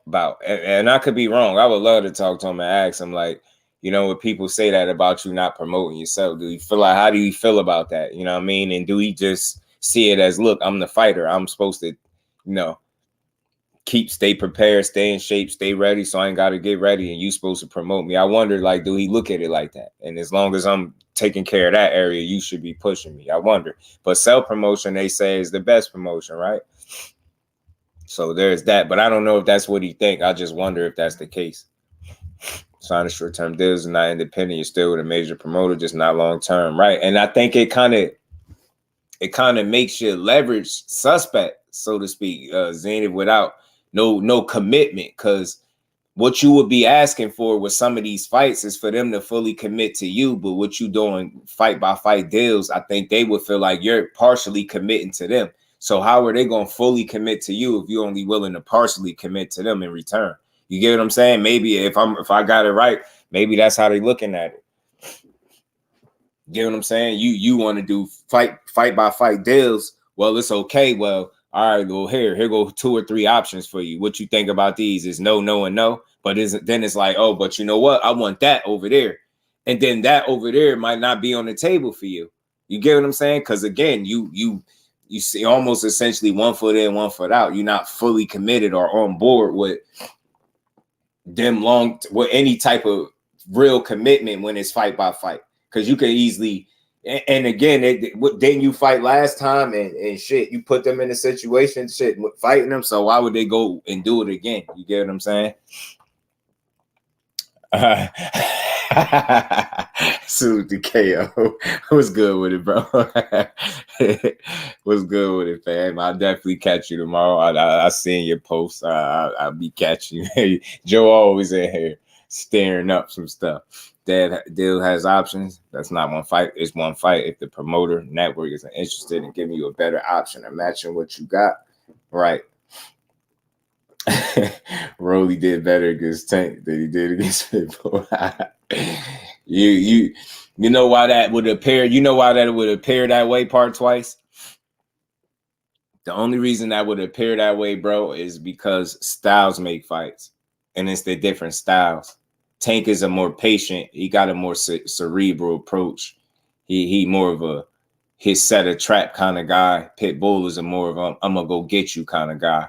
So and again, when you factor in the fact that Rolly is not known for being no defensive genius or wizard, right? He's not known for his defensive acumen by any stretch. He's not known for his feet. He's not known for utilizing the ring and getting out of trouble and boxing clinics around nobody, right? So when you factor that in, and then you just look at the guy that Pitbull is and what he brings to the table, aggression. You get what I'm saying? He's short. That's a challenge in and of itself. He could get in your chest pretty good, and then he's swinging punches on awkward angles, and they coming from both sides, and they coming with power, and he putting every bit of that body weight into. He coming like a pit bull. You get what I'm saying? So just factor that in there stylistically. That's why it would look like a pit bull pressure wise would give him more trouble. But it's just I know, but I'm just saying it would look that way, right? So it might appear like that, but I just think Tank got so many more layers to him. You get what I'm saying? Where Pitbull would never be able to win a fight the way Tank did. You get what I'm saying? If that we obviously know that, but he would never be able to show the dimensions and layers to his game the way Tank showed against him. He don't have that, so he only go with what he know, and it works for him, especially against somebody like Rolly that is limited. And another thing, that matchup is so favorable to him, and it's 50-50-ish because of you talking about two guys in both Rolly and Pitbull that are both limited in terms of boxing, right? They're just some limited guys, but they have things about them that make them dangerous and that work for them. But again, stylistically, I just think Pitbull was all wrong for Rolly too. In fact, Pitbull had to work hard for that KO. Tank ball, right? Walked him right into it. Yep. Plus, Rolly was a much more confident, self-assured when he fought Tank. Yeah, that undefeated KO, that cloak of invincibility be there. Rolly got hit 4 more times versus Cruz. Then Tank, and Tank stopped Rolly with 1 punch 2 rounds earlier. Think about that. Yeah, good point. He was joking though. Y'all on his ass. So I just got the Rolly. Body work was landing good against Pitbull. It was. He wasn't doing enough of it, Zenith. Why did he stop? Those red bruises all over prove that. Yeah, why did he stop the body work? Yeah, how's explaining this? Yeah, nah, that's not no hate. Devin got the perfect storm at 140 to prove that he ain't running from zero smoke. Oh man, damn, I forgot to play the video with the damn y'all. I'm sitting here talking about everything else. So let's hear his dream matchups, man. Let's hear his dream matchups, man. Interesting dream matchup. What are your 3 dream fights that you can have? Dream fights.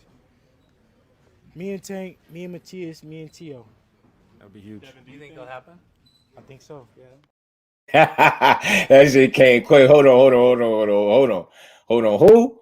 Hold on. Somebody missing or what? Am I tripping? Somebody might be missing. What are your 3 dream fights that you can have? Dream fights. Me and Tank, me and Matias, me and Tio. That would be huge. Devin, do you think? Man, somebody missing, man. I can't put my finger on it though, man. I'm trying to figure this out. Damn, who missing, y'all? What are your 3 dream fights that you can have? Dream fights. Me and Tank, me and Matias, me and Tio. That would be huge. Devin, do you think they'll happen? I think so. Yeah. I think so. Oh, it depends. You know, I know they want me. I know I'm the guy that, you know, I'm the guy that bullies the bullies. I'm the guy that steps up, you know what I'm saying, when nobody wants to. I'm the guy that steps in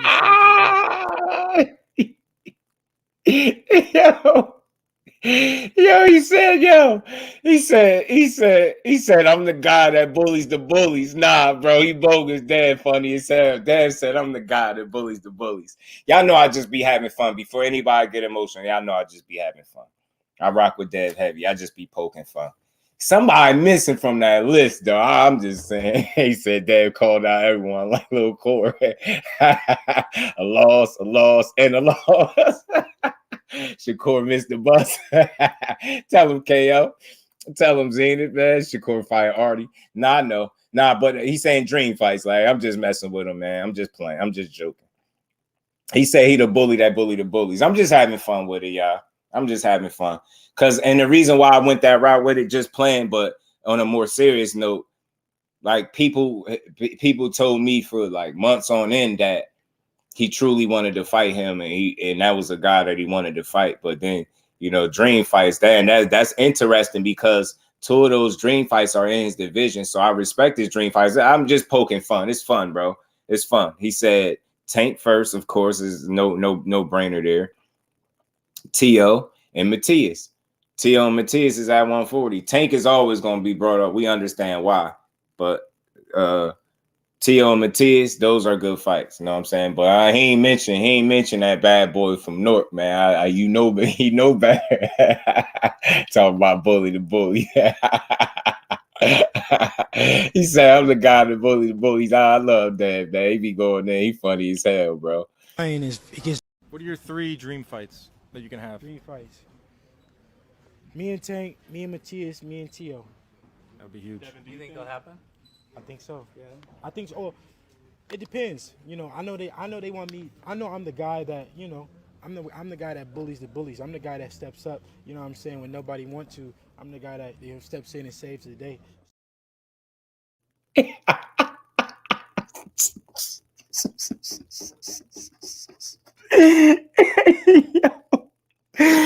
Hey, yo, man. I love boxing, bro. This is why I love it. This is full-time theater, yo, bro. Man, they be on it. I love the confidence, yo. I love the boldness. He said, yo, I'm the guy that bully the bullies, man. When nobody else want to step up, I'm here to save the day. Yo, dead funny as hell, bro. Oh, man, that's funny. I like it, though. He said they cut down 5 weight classes. He talking about.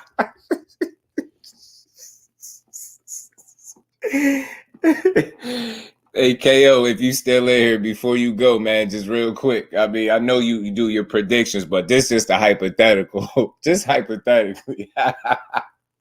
If you could, who went out of Boots and Dev? I just want to know. Give me your expertise real quick in short form. You don't got to know breakdown. Tell me what happened. Oh, man. I'm just joking, man. I'll just be having fun, y'all. Nah, he gonna walk 420. I tell you that. He gonna walk 420 for sure. I think he gonna embarrass Ryan Garcia. I think he gonna beat Ryan up pretty good. I do. Super middleweight. Oh, man, you can sneeze it up, upset some people. Nah, for me, oh yeah, I don't know, but for me, I be having fun. That's why I laugh so much. I be wanting people to know I be back here having fun with it. Don't take none I'm saying is like nothing personal. Like I just had fun with it. You know what I mean? Like I just joke at it. He ain't mentioned this. He's still missing a name off his list. I'm a little mad at that, but we gonna let it slide though. We're gonna let it slide. Boots it.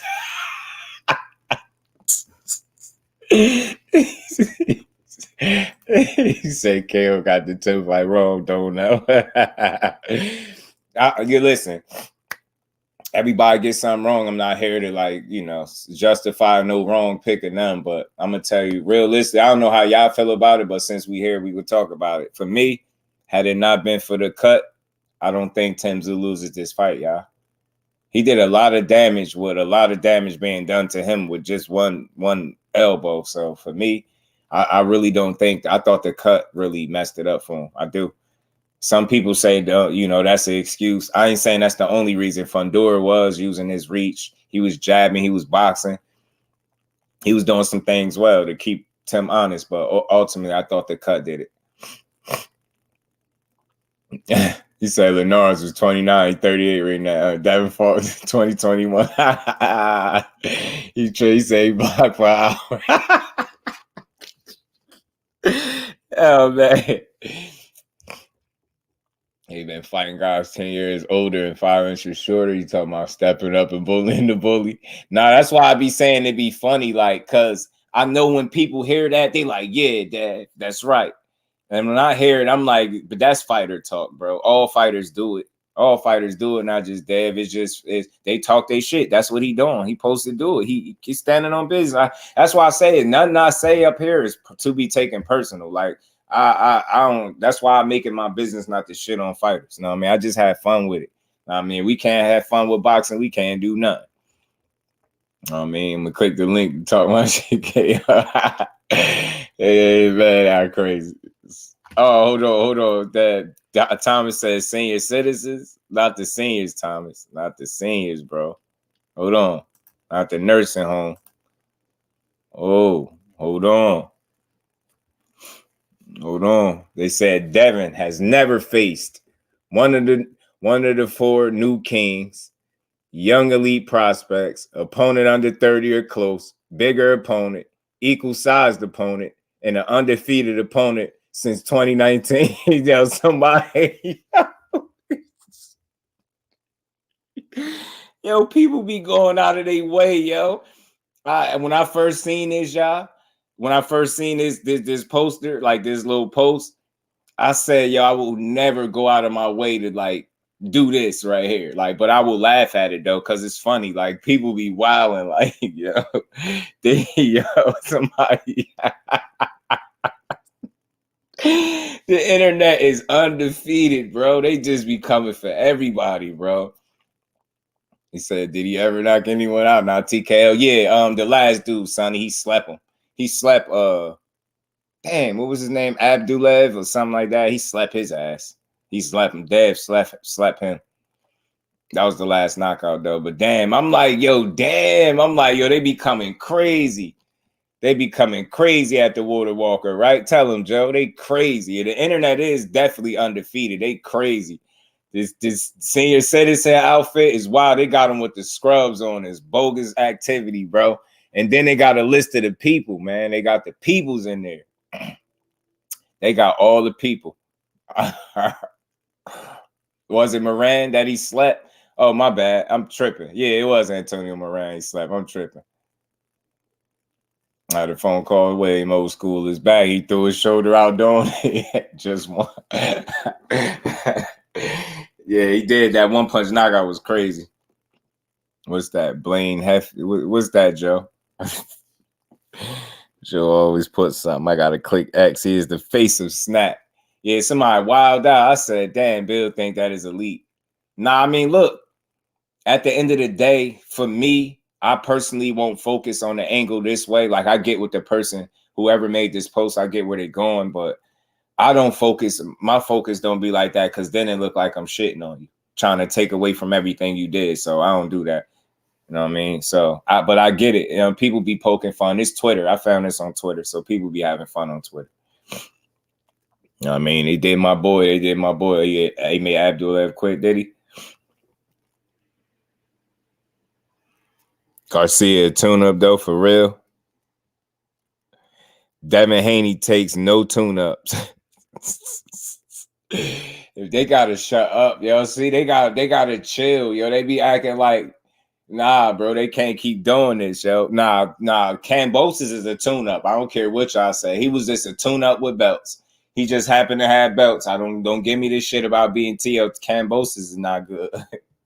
Nah, but Dev handled business. I'm just talking shit, though. But Cambosis is not good. Vasily is no tune-up. Regis ain't no tune-up. Ryan Garcia, I don't even call Ryan a tune-up, but he ain't no, that's not considered no step-up fight or nothing like that. Was it false or not? If they lied, it's a problem. If not, then yeah, they ain't lie about nothing right there. Now that was all true. Devin has never faced one of the 4 new kings. He about to face Ryan's. Do Ryan count? Young elite prospects, opponent under 30 or close, bigger opponent, equal sized opponent, and an undefeated opponent since 2019. Damn, that's a lot. Damn. He said, nah, he a tune-up. Nah, Cambosis is a tune-up. I don't like Cambosis, yo. That's just me personally, y'all. I don't dislike him. I'll say, I'm just like, talent-wise, I never thought Cambosis was good. I never did. He beat T.O., and I wasn't mistaken. I never thought Yeah, y'all got to understand, me saying Cambosis ain't good don't got nothing to do with Devin Haney being good. Devin Haney is good.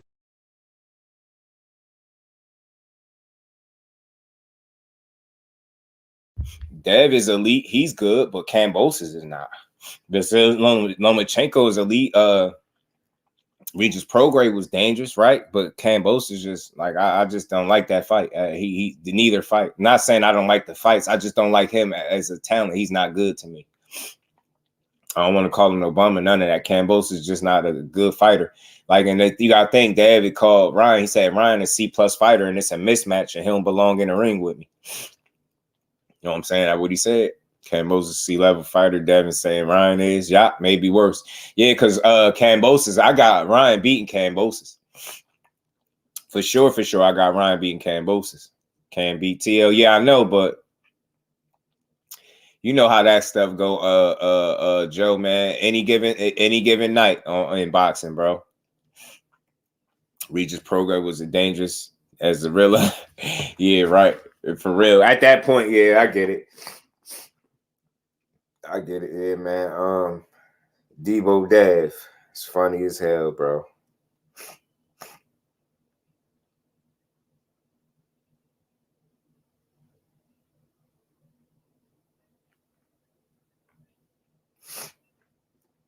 Debo effing dead, man. Exactly. Kambosos ain't that. Tell him now, he just not that good. T just caught T.O. slipping. That's all. Respect to Kambosos. I gave him credit for the win, but he just still not that good. Because I bet you nobody in here would pick him to beat T.O. again. And that's saying something. You won't pick him to beat T.O. again. You definitely won't. I know you won't. Because you ain't crazy like that.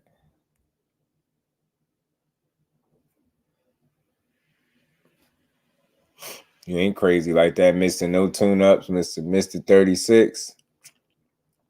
Both of them saying Mr. 36. Only one man beat him. Only one man beat who? He said the post don't lie, the truth no hate. Yeah. And now what's good with it? I'm picking him to beat T.O. again. You know you won't do that. I ain't picking him. Remember, the Art of War get his ass beat by T.O. in a rematch. Man, Cam lost to Maxie. I'm telling you. He lost to somebody named Maxie, bro. Let that sink. Let that sink, bro. And they took it. They stole that from Maxie. Don't think we don't know. We know what y'all did. We know what time it is. Y'all stole that from Maxie Hughes, bro. Maxie got destroyed versus the Payday. I felt bad for Maxie. Yeah. Yeah, man. Yeah. Maxie was getting punched on. Chief said at 35, I got Cam, T.O. will be shrinking. Yeah, but you assuming like that it wouldn't happen there again, right? Obviously, he wouldn't have to shrink and be healthy. Say both guys is obviously somewhere healthy. Like, I'm not picking him to beat T.O. And if T.O. can make 35, I still wouldn't pick him to beat T.O. I swear I won't. Not me. I don't think he's a better fighter than Teofimo.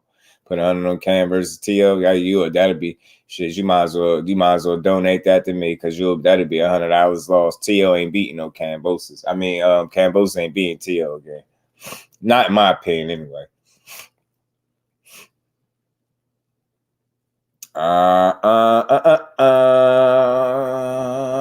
Yeah. Is the wrong name, Will. The wrong person, from what I understand. I know, like I said, I knew about that a while ago, but not that person. Not that person. Remember when I was saying Jamal don't need to go nowhere near Canelo? And I said I didn't want to report that for that reason. You know what I mean? But I didn't hear it was Mel. What Mel? It was Maul, from what I understand. But you know, I'm just saying that here. I'm not gonna report it or break no. I ain't doing it. I ain't even touching on that. But I did hear it was the other brother, not Mel. Devin was at 40 for like eight fights. He just didn't want to fight there, fight the champ there because he had no advantages. Yeah, dropped that man and all. Cut Creator said, did Maxie take that last fight on short notice? I don't know, but he damn sure got beat from pillar to post. Maxie was getting his ass kicked. I'm mad I couldn't make it to get my prediction because I had Fundora boxing 10. As soon as they made the announcement, I feel that IB. I just couldn't anticipate. I couldn't have predicted that cut, and I really do, truthfully, and not making no excuses for Tim Tszyu. I think the cut truly, it just obviously affected his performance, man. I just wish they could have done without it. No, the elbow was unintentional, and some will say Tim caused it with his momentum and stuff, so I get it. You know, it wasn't like Fundora did nothing dirty. 140 at the time was fresh. Teller Ramirez Regis shot. So he left 140 and squeezed down to 135 where he was bigger than everyone. Yeah, that cut made it tougher. It was a good fight, bro. That was they earned the rematch. That's why I'm not mad for, you know, dude talking about revisiting the rematch. Snack Victor. That's where I asked Shakur. Shakur don't work with Victor Conte, bro. Don't put that on my boy. Don't put that smut on him. He don't need that shit. He don't need that shit, bro. Shakur don't need no damn snack. Not them supplements that's blowing people up like spaded dogs in between fights. You don't need that shit.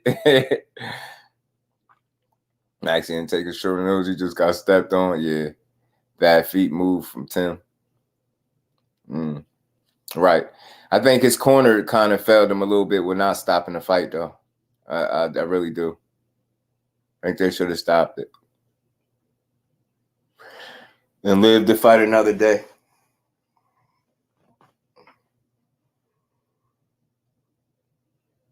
But I understand why they didn't, and I'm not mad either way. You know what I'm saying? So he been a welterweight, but he refused. Seen him say he been a welterweight, but he refused to fight one. When he got to 147, he be trying to pull people up like he doing now.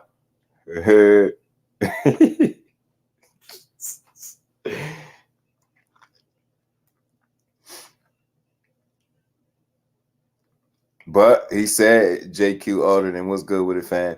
He said who his dream fights is. So the good thing is, like I said, two of those fighters that he named are actually at 140, where he can actually make fights with them, and they'll be good competitive fights, I believe. Him and T.O. make a damn good fight. Matiz makes a good fight with anybody. And oh yeah, Matiz just recently called all y'all at 140 the champions like chickens again. He just made sure he let y'all know that y'all ain't ish. Yeah, you didn't have what Stitch said, cuz I got that short clip. If not, oh yeah, I'll play it again for the people. I got one in here. I think this is the clip we talking about. I've been getting all kinds of messages and just finished doing an interview regarding the cut on TSZYU. Unfortunately, that big vein that we have right there, if you pop it, you're not going to stop it. And he got the cut. It's the same vein. But it's important to have a good corner with you because they should have stopped it before the start of the 5th round. It would have been a no contest. They would have had a chance for a rematch and then protect him. I felt sorry for him. I felt bad that all the techniques that were being used on him were not the proper techniques on how to handle a cut. So I wish TSZYU the best. Same thing happened the night before with this young girl from Costa Rica. She got a back cut, and the cut man didn't really know what he was doing. And unfortunately, both of them lost fights. So where would they have been if they would have had a proper cut man? So yeah, he's saying if they had a proper team or cut man, they could have done better. You know what I mean? You think they should have stopped it. You know what I'm saying? And then to Zenith, shit, look at this. Look at this, Zenith. Damn, I hope I ain't do I still got it in here? Hold on. Check this out. Where is it at?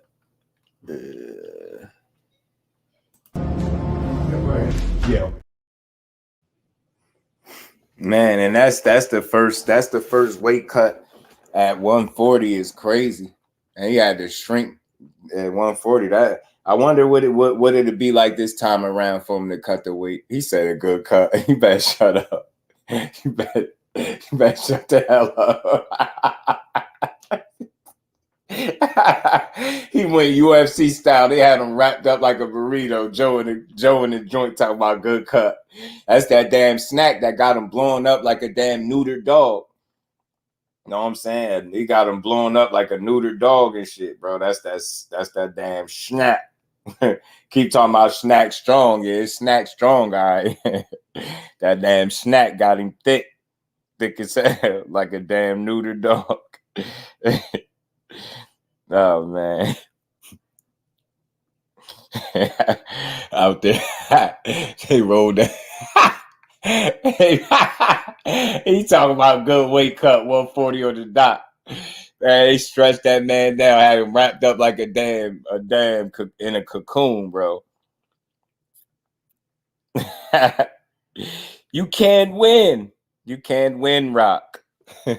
Don't make me cue the clip. It's I don't see nothing wrong. That's a UFC style weight cut, yo. That's them the weight cuts when they be about to pass out. They had to help them up, and then you talk about you don't see that wrong. Boy about to die out there, about to pass out. About to pass out. You talking about you don't see nothing wrong.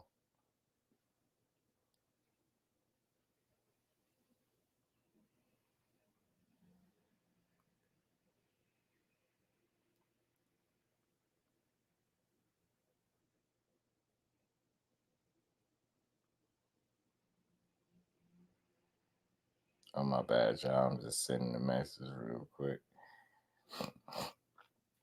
Oh, all right. He said he made weight. Joe really don't see the problem. Yo, is they seriously doing this again, yo? Oh my God. He said he made weight. What's the problem? The problem is he had to cocoon up, bro. He had to cut weight burrito style, bro. That's how them UFC fighters be cutting weight when they be about to pass out and shit. You know what I'm saying? I don't want to see no fighter doing all that to make no weight, bro. That ain't regular. And your first fight at a new weight class to clean my ass, that shit ain't clean. That's him getting all that snack up out of his system, bro. You gotta get that snack up out of there some type of way. I'm busy in the building. What's good with it? He says today, man, can't mention Mayweather. Yeah, they gotta chill, man. Talk about the greats. Mayweather, man. Mayweather is different. They got the nerve to mention Floyd. Facts. Listen to this hate. Yes, Tank might fight Pitbull because that's who Tank fight. Flat-footed, come forward, throw a lot of punches so he can set him up for shots. I do believe he'll fight that guy. And he don't fight guys with belts that when the belt holder is a boxer. He'll fight a boxer. He'll fight a dude with a belt that's a Mexican that fights come forward, throwing a lot of punches so they can be set up for the shots. Yes, he'll fight any dude with a title that's Mexican or that comes forward. If they're not Mexican, they come forward slugger. He fights those type of fighters. I believe that fight's possible, no question. The fight I don't believe is Frank Martin. No, I don't believe he's fighting Frank Martin. Now, I still ain't seen nothing solid. I ain't seen no training camp. I ain't seen nothing on that. I ain't even seen a confirmation that they fight. Like I said, I don't believe it. I see him in the ring. Listen to me. Did you not see Frank Martin on Cigar Talk? Hey, look, we saw Keith Thurman all the way up to the week before, and he didn't get to fight. Yes, Tank might fight Pitbull. Dumbass, that's different. Keith Thurman didn't get to fight because he was injured. Now, you want to talk about hate? You want to talk about hate? The man, yo, salute to the boxing voice. That's Ness getting him right. He like, my dude, you didn't see Frank Martin on Cigar Talk? Like, yo, how are you still questioning that he's not fighting him? Talk about shooting down false narratives in real time. Yeah, I still don't believe he's fighting Frank Martin. Yeah, he fight these come forward, flat-footed Mexicans. Not to mention, somebody fighting a flat-footed come forward Mexican on 420, but we ain't gonna say nothing. We not complaining because we love boxing. Somebody's fighting a flat-footed come forward Mexican. That guy just beat up already and knocked out. Punched his rib halfway through the back. Matter of fact, hold on. I got cue the tape. They're talking about, I want to punish him. This man's never punished anybody in his life, man. You don't punish nobody. You're going to get punished. You got the lowest punch output in boxing right now. But I'm the most accurate, too. That's fine. You walked into the wrong guy right here. This guy don't have no fundamental at all. All he's relying on is a weak-ass hook. That's it. That's all he's relying on is a hook. That's all. No defense, no nothing, no footwork, no head movement. He don't have nothing. I'll probably break your jaw. I promise you.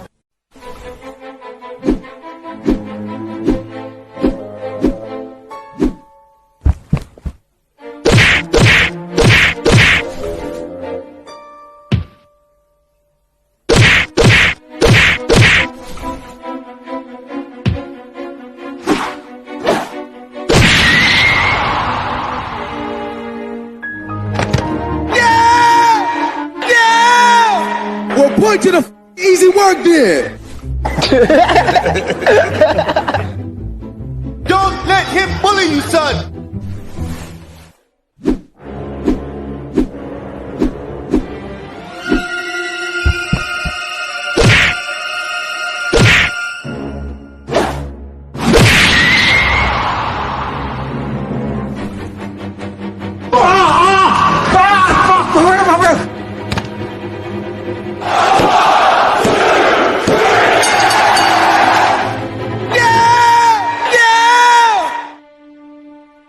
It was fun. It was fun while it lasted. You know what I mean? I enjoyed every moment of it. It was a great fight. I hope to get a rematch one day. I didn't feel too good. I mean, I felt a little weak. My legs didn't feel too much under me, but it is what it is. I signed the contract, and that's that. He's 1-0 on you. These are the two biggest names in the division. I want to see it again. I want to see it again now, and I want to see it with no dehydration. Shut the f*** up, bitch. Shut your mouth. Shut the f*** up. Shut your mouth. Greg, yeah. Tay said it was fun. I had fun, you know. Oh man, that shit was funny, bro. Now listen, he held him. He held him a couple times in the fight. He did, because I mean that's what you do. Dude coming forward trying to blitz you. What you supposed to do? Hold him. You get what I'm saying? Yeah, he clinched him, he held him, but he also dropped him, and then he also punched his rib halfway out his back. And so halfway.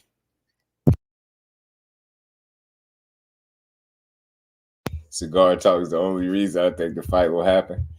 Not for me. I felt like the fight. Let me take this off. Salute to Dad, man. We just poking fun, man. That was just a post I came across. It wasn't really me. I didn't do it, but yeah. For me, I look at it like this. When I seen Frank Martin post that the next one I'm taking it to the moon, I feel like that was a sign right there. That Ty, what's good with it, fam? How you feeling? Dre, what's good with it?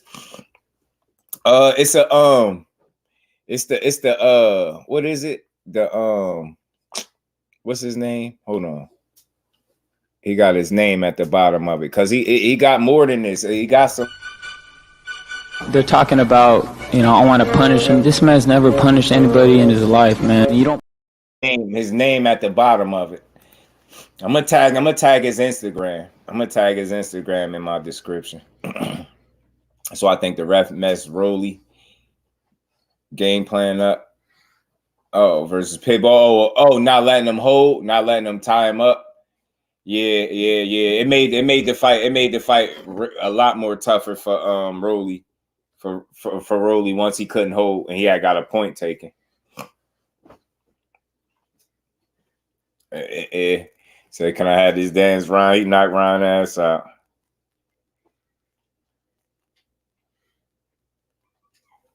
He knocked Ryan ass out.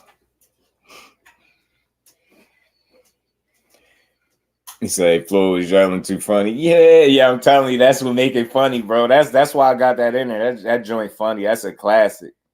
That is a classic, bro. That is a classic, man. You gotta love it, man.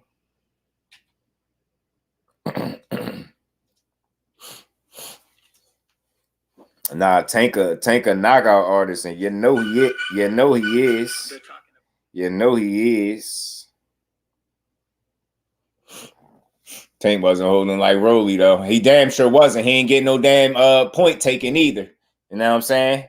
You get the great point, Aisha. You know what I mean? Talk to him.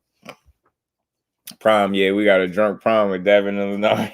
Oh man.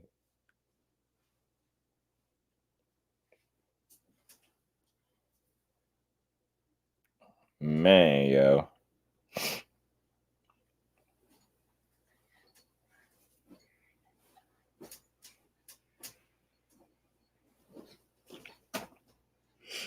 Half of the fight he was hugging. Hell no, he wasn't. He got a warning. Nah, he got a point. Didn't he get Rolly got a point taken, didn't he? Didn't he get a point taken? Or am I tripping? Thought he got a point taken. I definitely thought he got a point taken.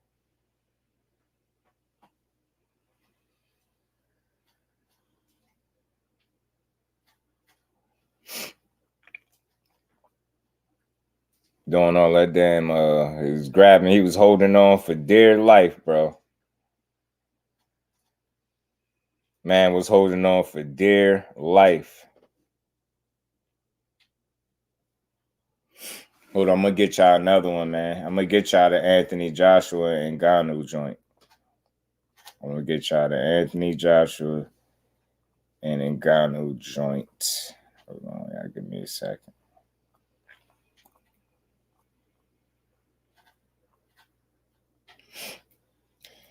Said Rose did get a point taken in the 7th. Man, I know I wasn't tripping. He got a point taken for holding. He was holding his ass off, man. And he was on Queer Street. Yeah, he got one taken. Yacht Rose getting a little rhythm going too, right? Because I think with a style like Pitbull, you need to be able to kind of neutralize all that pressure and that come forward aggression with a little clinch. You need to be able to clinch. I don't agree with the point being taken though. I really don't. I know people he was holding, but yeah. You gotta neutralize him, man. He ain't gonna be blitzing me with shots. I gotta tie him up, slow it down. Oh man, I got to slow it down. Big Rolo, man. Big Rolo was like, man, happy Easter, everybody. To be honest, in all honesty, happy Easter, everybody. He says Jesus was resurrected, and I'll be back. I was like, who? Who was resurrected, bro? Damn. I was like, that's how you know that ass kicking hit different. Rolly couldn't even get his words out. He was concussed like hell, bro. Tough as nails, though. How much holding Tank do versus Pitbull with a hurt hand? And he was working him, cuz he was showing levels in there. A lot of layers, too. He showed a lot of different layers in that fight. Chief outside fire said the thing is Rolly wasn't getting go. When y'all letting go when the ref asked, yeah, Chief, he was uncomfortable. He was uncomfortable with what was coming back, and it cost him. It definitely cost him. It definitely cost him for sure. Definitely cost him. It definitely cost him. And again, he's not defensively responsible enough and creative enough to constantly evade what Pitbull was bringing.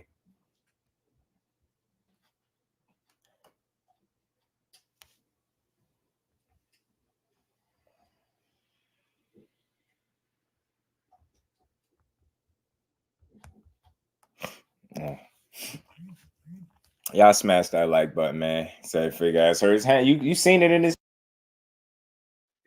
Yeah, I'm telling y'all, everybody go through those fights. Everybody get injured. Everybody get hurt. Don't think it can't happen to your fighter. I'm telling you. I'm telling you, your fighter can end up hurt too. It happens to a lot of them, bro. Getting hurt is part of the game, bro. It happens to the best of them. My bad. Took my microphone out for a second. Now look, talking about hurt hands, but deadbeat getting bold with a hurt hand. You the only one that know about that hurt hand too. And maybe that's why that's the fight that people said they was falling asleep watching too. Maybe that's why. Maybe that's why, because he had a hurt hand. They're the best clincher in the game. Yeah, you should. How many, where that clinch count, how much that clinch count got up to before they stopped counting? I ain't never see that in a fight. They petty as hell. Whoever put that clinch count graphic up there in his fight is petty as hell. Yeah, it's boxing. People get hurt.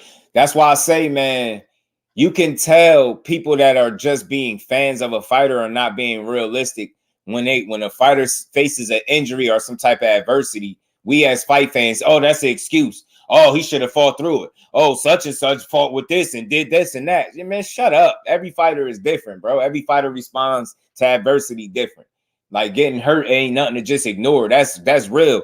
And imagine you in a fight and you break your hand in a real fight. You ain't gonna want to go another 10, 11 rounds with nobody. Break your hand, or 6, 7 rounds, should I say? That ESPN's own promotion team said he was on that BS. I'm telling you. We got 1 point taken for the master class. Nah, they let him do a lot of clinching though in the fight. That's why they did. That's why it's called the hurt business, right? You know, people get hurt. You can hurt yourself sometimes. You know what I mean? Tank hurt himself on Pitbull head. He said, tough it out. You see, they do tough it out. You see dudes get in there and win. We gonna see curled up in pain. I'm telling you. And tell you, cuz they keep talking. Wait till your favorite fighter, God forbid. And I ain't wishing on it, but wait till the time one of the guys that you like the most actually got to get hurt in a fight and he got to gut it out. Let's see how you talk about it. Let's see if you say it's nothing. It's something, bro. Ain't nothing cool about taking punishment and getting hurt. Especially if it's your first time facing that adversity, you gonna deal with it a little different. I feel like as long as you don't quit, you show you get what I'm saying? You show a different level of grit. You just can't quit. You know what I mean? The core at 100 meter. Shit. And your man invented the clutch count. It's cool. Tank toughed it out, put on a boxing display. He absolutely did. They want to throw the banana. Throw the banana core one. What? Huh? What? Well, I don't know what you mean. They already get paid for the fight, and now they injured. Yeah, it's difficult, right? Rose said, "Happy Easter," and asked for a Big Mac with extra sauce after the fight.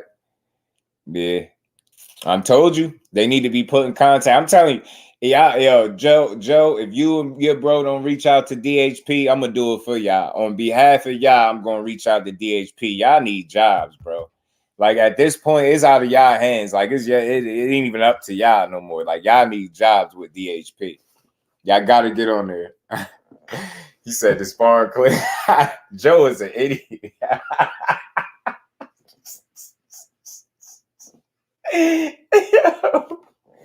He crazy, yo. Just play the sparring clip. He a dead fool, yo. He be dead serious wanting to see it, man.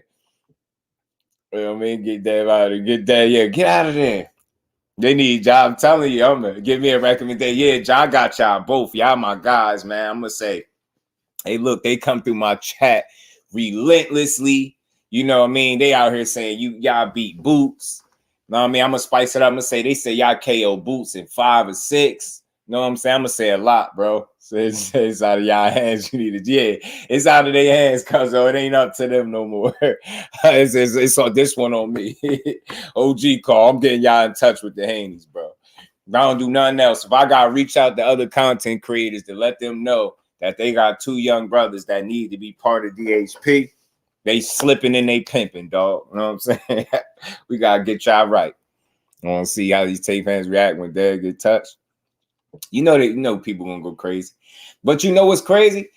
I don't think Tank got his no real Tank fans, supporters are looking to see nothing happen to Devin. Like you just going, it is what it is. Like, you're not watching his fights hoping something happened to him. Like they're working for Diddy, they'll do that work for no money on. I'm telling you, because that's the first time he's seen work under pressure. He left with 20K. Nah, I don't know, work under pressure my ass. AB was like, hold up, let me save his life. He said, hold up, let me save his life. Yeah, Tank was on demon time from the minute the sparring started. He popped his head back. Wow.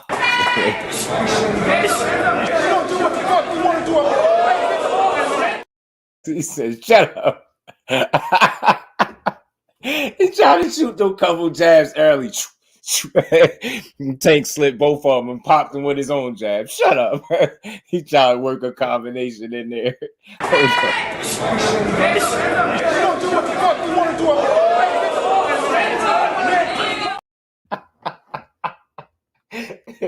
Y'all crazy. I don't even be playing messing with Joe. Yeah, that's funny, bro. Say what that? Nah, he wasn't good. I don't think I seen nobody take 20-something unanswered punches from Tank and be good. Like, you're not going to convince me he good. Like, he was partially concussing there. He seen the head snap. He tried to throw a combination. He tried to rip a combination in there. He slipped a couple jabs. Tank slipped. He said, shut up. Boom. And he tried to throw a combination that he just ate it and walked to him. Telling you, that's how a fight gonna go. Y'all keep playing. How y'all think the fight gonna go? He gonna do the same shit. When Tank put the earmuffs up on you in a real fight, it's over for you. It's over, bro. When he put the earmuffs up on you in a real fight, that mean it's walk down. That mean your time is near.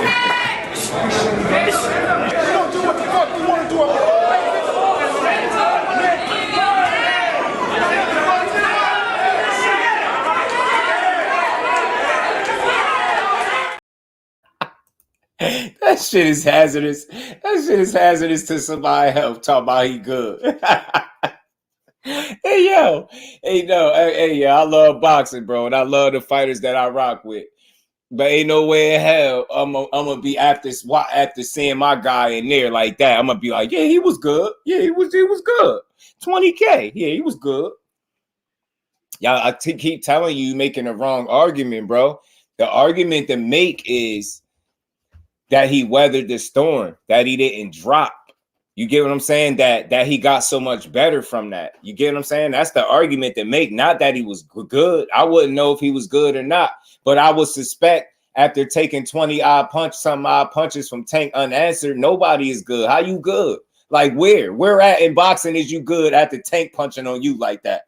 Even with 16s, are you not good, bro? Like the only person that thought he was good was probably his dad. In his mind, he like, yeah, nah, he good. Let him go. Yeah, all right, man. He'd have ruined his career playing around. He's not good, bro. 20-something punches. The fact that he landed that many unanswered punches let me know you not good. What the hell you mean? If you good, you fighting back. That's what being good is, not being saved. AB was like, nah, man, I don't even want to see this. It rained in peace and blessings to the queen. You say, what storm? All right, man. Look, I'm going to play it to its entirety one time. I don't want to what kind of good y'all see? Y'all see a different type of good. I don't see good. AB needs his life.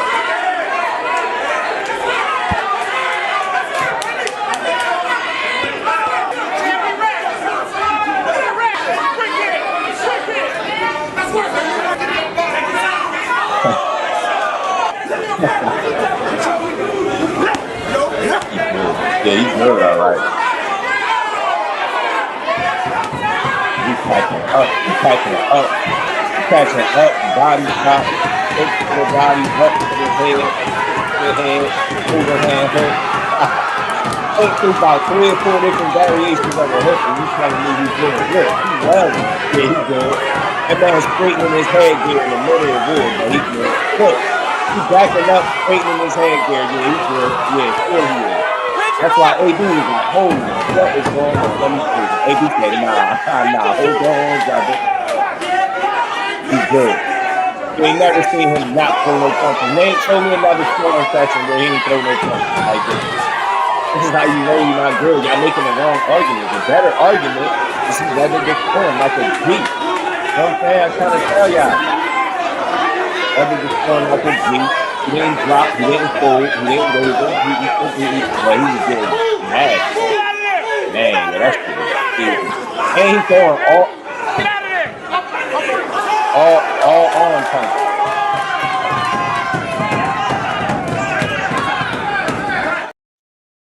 Tank was fighting like his life depended on it. Yeah, that high guard ain't gonna work.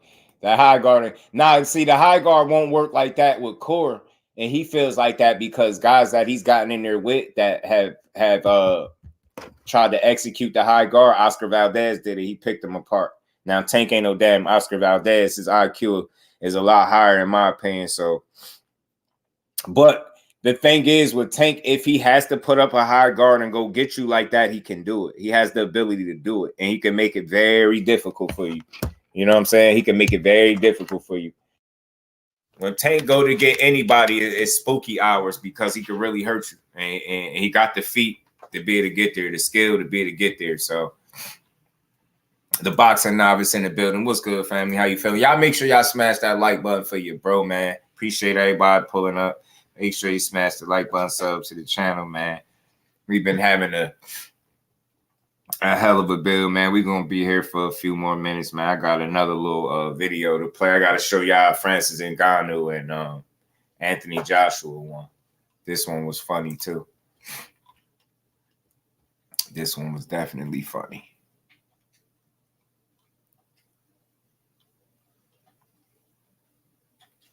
And Duran said Dad better watch.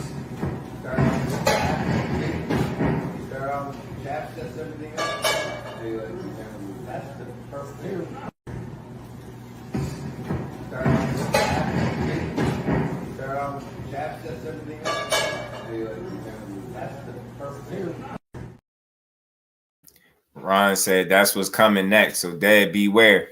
Ron said Dad beware, bro. He's stretching cats, bro. He's stretching cats.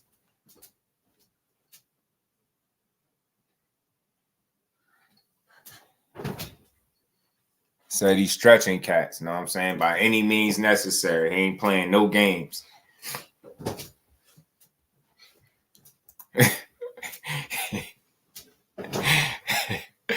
Dave, get out of there. Yeah, man, that get out of there was, they meant that. They meant that. They was like, man, they said get out of there. They said that what they sold. They said, you know how they be like, say it with your chest?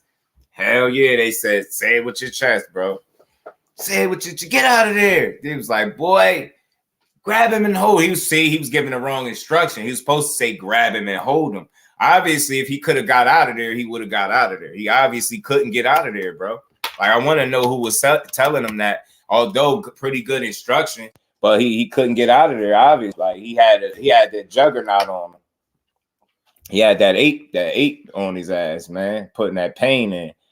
Why the Haynes keep lying and getting caught in 4K? They got caught lying about Shakur taking the offer. They never learn. Nah, they don't. You know what it is, Zenith? Because they got a slew, and I mean a slew of people that they can manipulate and fool into believing anything that they say. You know what I'm saying? Like, think about it. And now I'm not even going to deep dive into it. I'm just going to make this point and move on. The fact that he still think about it, Zenith, how people are still saying 25% to this day, and they mean it. They dead serious. The hell with him not being healthy. The 25% was why the fight didn't happen. Not because he would have. You get what I'm saying? Like, that shit is laughable to me. So when I see that people still will push that, it's like, okay, I get it. Y'all really fanned out. Y'all love him different. Y'all love for him is different. He said, I walked from the phone. My wife just jailed. Who's the guy getting beat up? Say his name is Peace to the wife. She said she heard him. They get his ass whooped. Salute to my guy, Zach B, man. Salute to everybody pulling up, man. And y'all make sure y'all smash the like button. Y'all make sure y'all smash the like button, man. And sub to the channel. Don't try to play my guy. Y'all know I'll be having these clips for days, man. Don't try to play. Don't play with it, man. Don't play with it. Devin Haney reached out to Mark Kriegel via text and told him, I'm staying at 35 after I beat Lomachenko. That is a pay-per-view on May 20th. What does that mean for your future? Hey, tell him, come on. I've been waiting for this for a long time. I swear to God, I've been waiting for that for a long time. Me and Devin been in the ring with each other for years. I always got the best of Devin. Tell him, come on. All right, there it is. Shakur Stevenson drops the gauntlet. Back to you. Spoken like a G. He did that. They went crazy. They start punching the air. They start punching the air quick as hell. Yo, I'm telling you, hey, Zine, if they said his name, he got excited. You seen the look. He had that fire in his eye. He was like, who? Yeah, tell him to come on. He said, I've been waiting for this. Yeah. And I tell you what, wasn't nobody talking about he was no runner and none of that then. They were saying everything, but they want to fight him. They weren't talking no shit then. They ain't want no smoke. Yeah, he beat the hell out of Yoshino out there. That was fun, man. That was fun, man. That was a fun fight. That was a fun card to watch. That was a fun card to watch, though. It was more than just Shakur in there. It was a fun card to watch. I mean, Keyshawn, they had some names. They had some other fighters up there. It was fun. So I swear to God. Hey, Cuzzo, he mean that shit.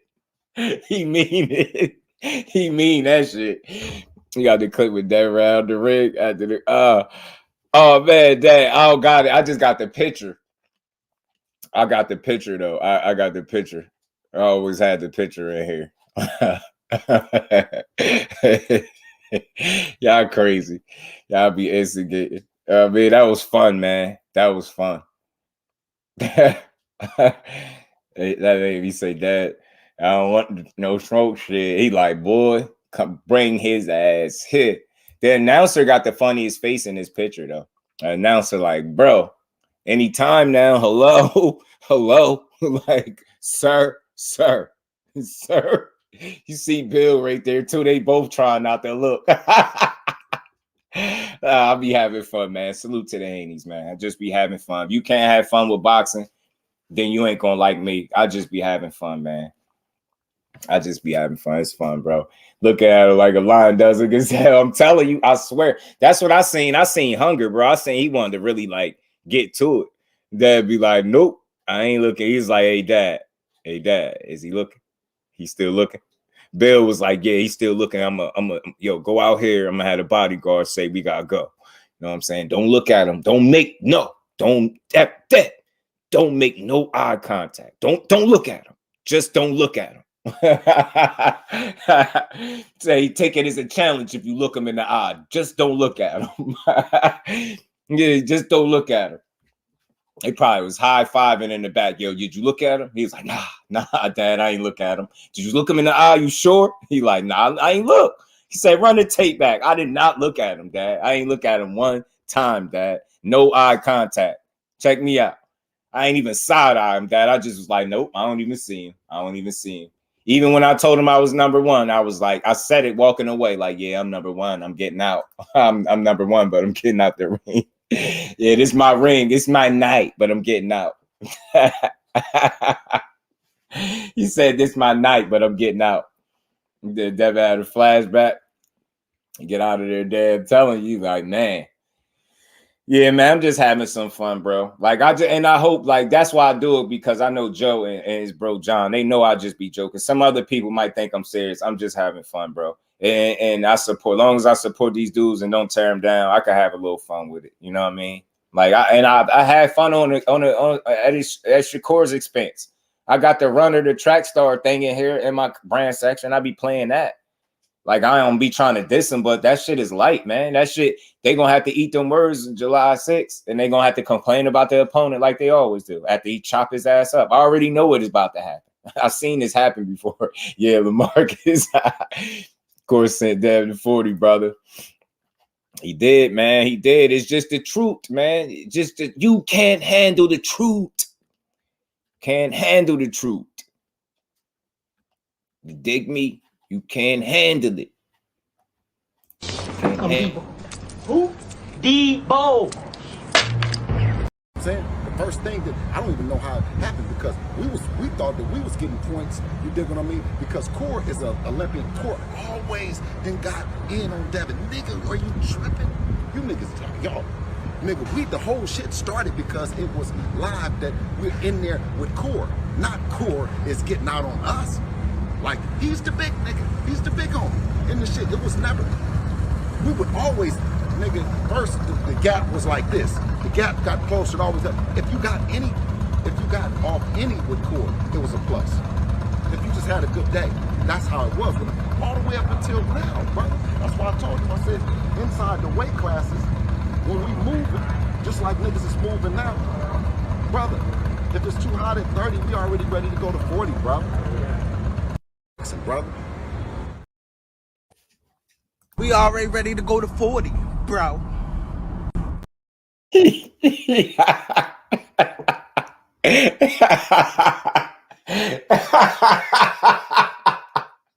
Yo, Tank is crazy, bro. Tank is crazy, yo.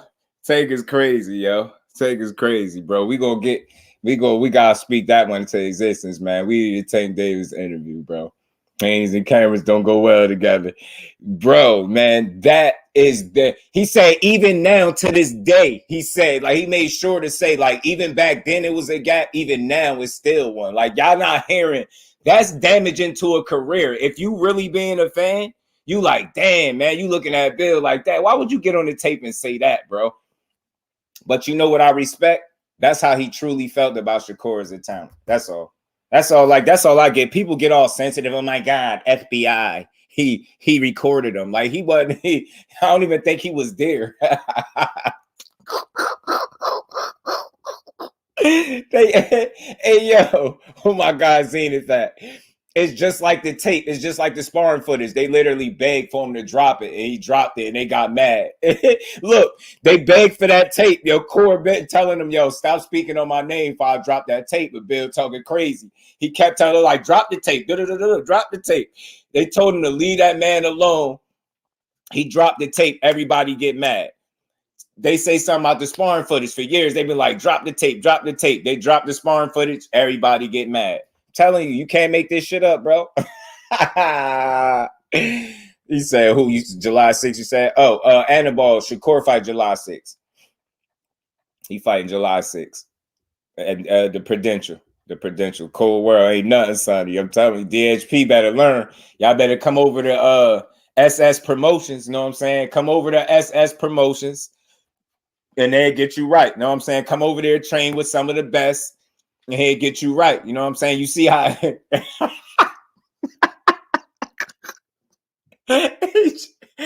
Joe said FBI.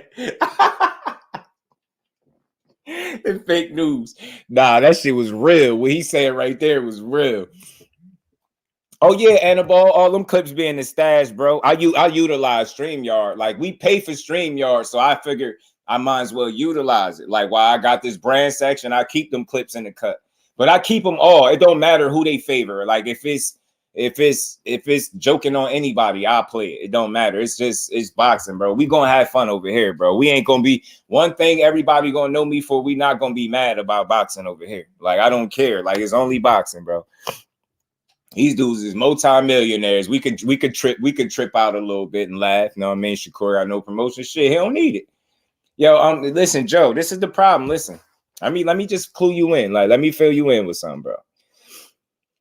When it pertains to Shakur, although he has not fought on pay-per-view, if you really interested in getting like the information right, yo, just go look it up. And you'll see, like, when he fights, and not just at home, he sells tickets. He doesn't have a problem selling tickets. If I'm not mistaken, I think his last 3 to 4 fights selling over 10,000 tickets easy, like, and selling out, and the Prudential being packed for him. Like, he don't have a problem. Like, that stuff that people push a lot of times as content creators be false narratives, bro. He don't be needing the promotion that people say he need. Like, let's think about something. He fighting on a network like ESPN. Think about how many people got ESPN in their home, right? Think about it. See, but better to sell out at home than to be able to sell out anywhere. You get what I'm saying? Nowhere. Nah, that's not true. Nah, that's definitely not true. That's another lie. See, you gotta stop believing them narratives. You gotta really look it up. You gotta look it up. But I don't even want to compare them. Saying somebody only sells out in their hometown is a very ignorant statement. Where does Devin Haney sell out? And I'm only asking y'all because that's y'all guy and y'all making this argument. So where does he sell out? And where is his hometown? And has he ever sold his hometown out? Go ahead and lie to me. Go ahead and lie and say Regis fight was sold out like the rest of these goofy ass dudes we pushing. Go ahead and lie. He's a bigger ticket seller than him. X the fights that's not on pay-per-view. Before that point, that shit wasn't even close. I try to tell y'all, look it up. The man had a problem selling like 3,000 tickets when he fought Jojo Diaz. That was never a problem with Shakur. Like, y'all be pushing narratives that, like, pay attention to his fights, bro. People come to see him fight. They really do. Y'all really don't know no better. Like, y'all gotta do your homework, bro. Like, I physically done the homework, or I wouldn't be able to speak on it. Go look at the way he sell tickets, bro. And then you go look at your guy. Go look at Devin Haney before he start fighting on pay-per-view. And even the pay-per-view buys ain't nothing to speak of. But go look at him before he fought on pay-per-view, and you see what some of them tickets was doing. He was struggling to sell tickets. That's not me making fun of him. That's me doing my homework. You get what I'm saying? Like, I really know that. Go look. You can Google it right now and check what his ticket sales was when he fought JoJo, fighting on free TV. So that's what we comparing. He sells more tickets, free TV or not. In the stadium, the fight is not free. You have to pay for a ticket.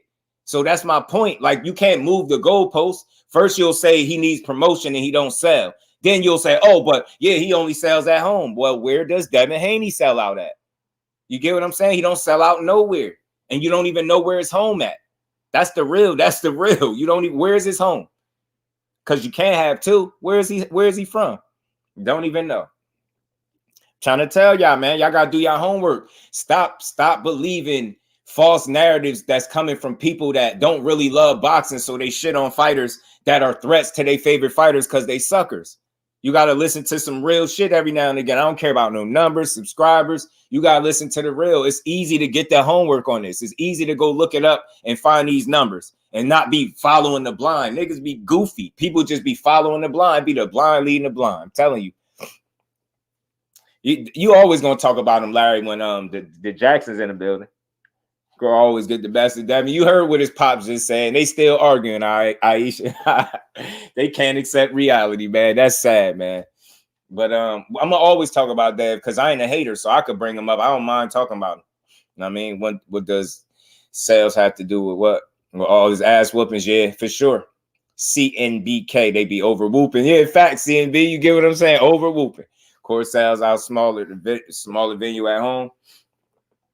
I'm gonna say it again, bro. I'm gonna say it again. I don't know what y'all watching. I don't know what y'all paying attention to. He make. I don't like speaking on people money, but I'll just say he sells tickets, bro. I'm gonna keep it at that. I'm gonna keep it classy. He sells tickets, bro. Just do your homework. That's all.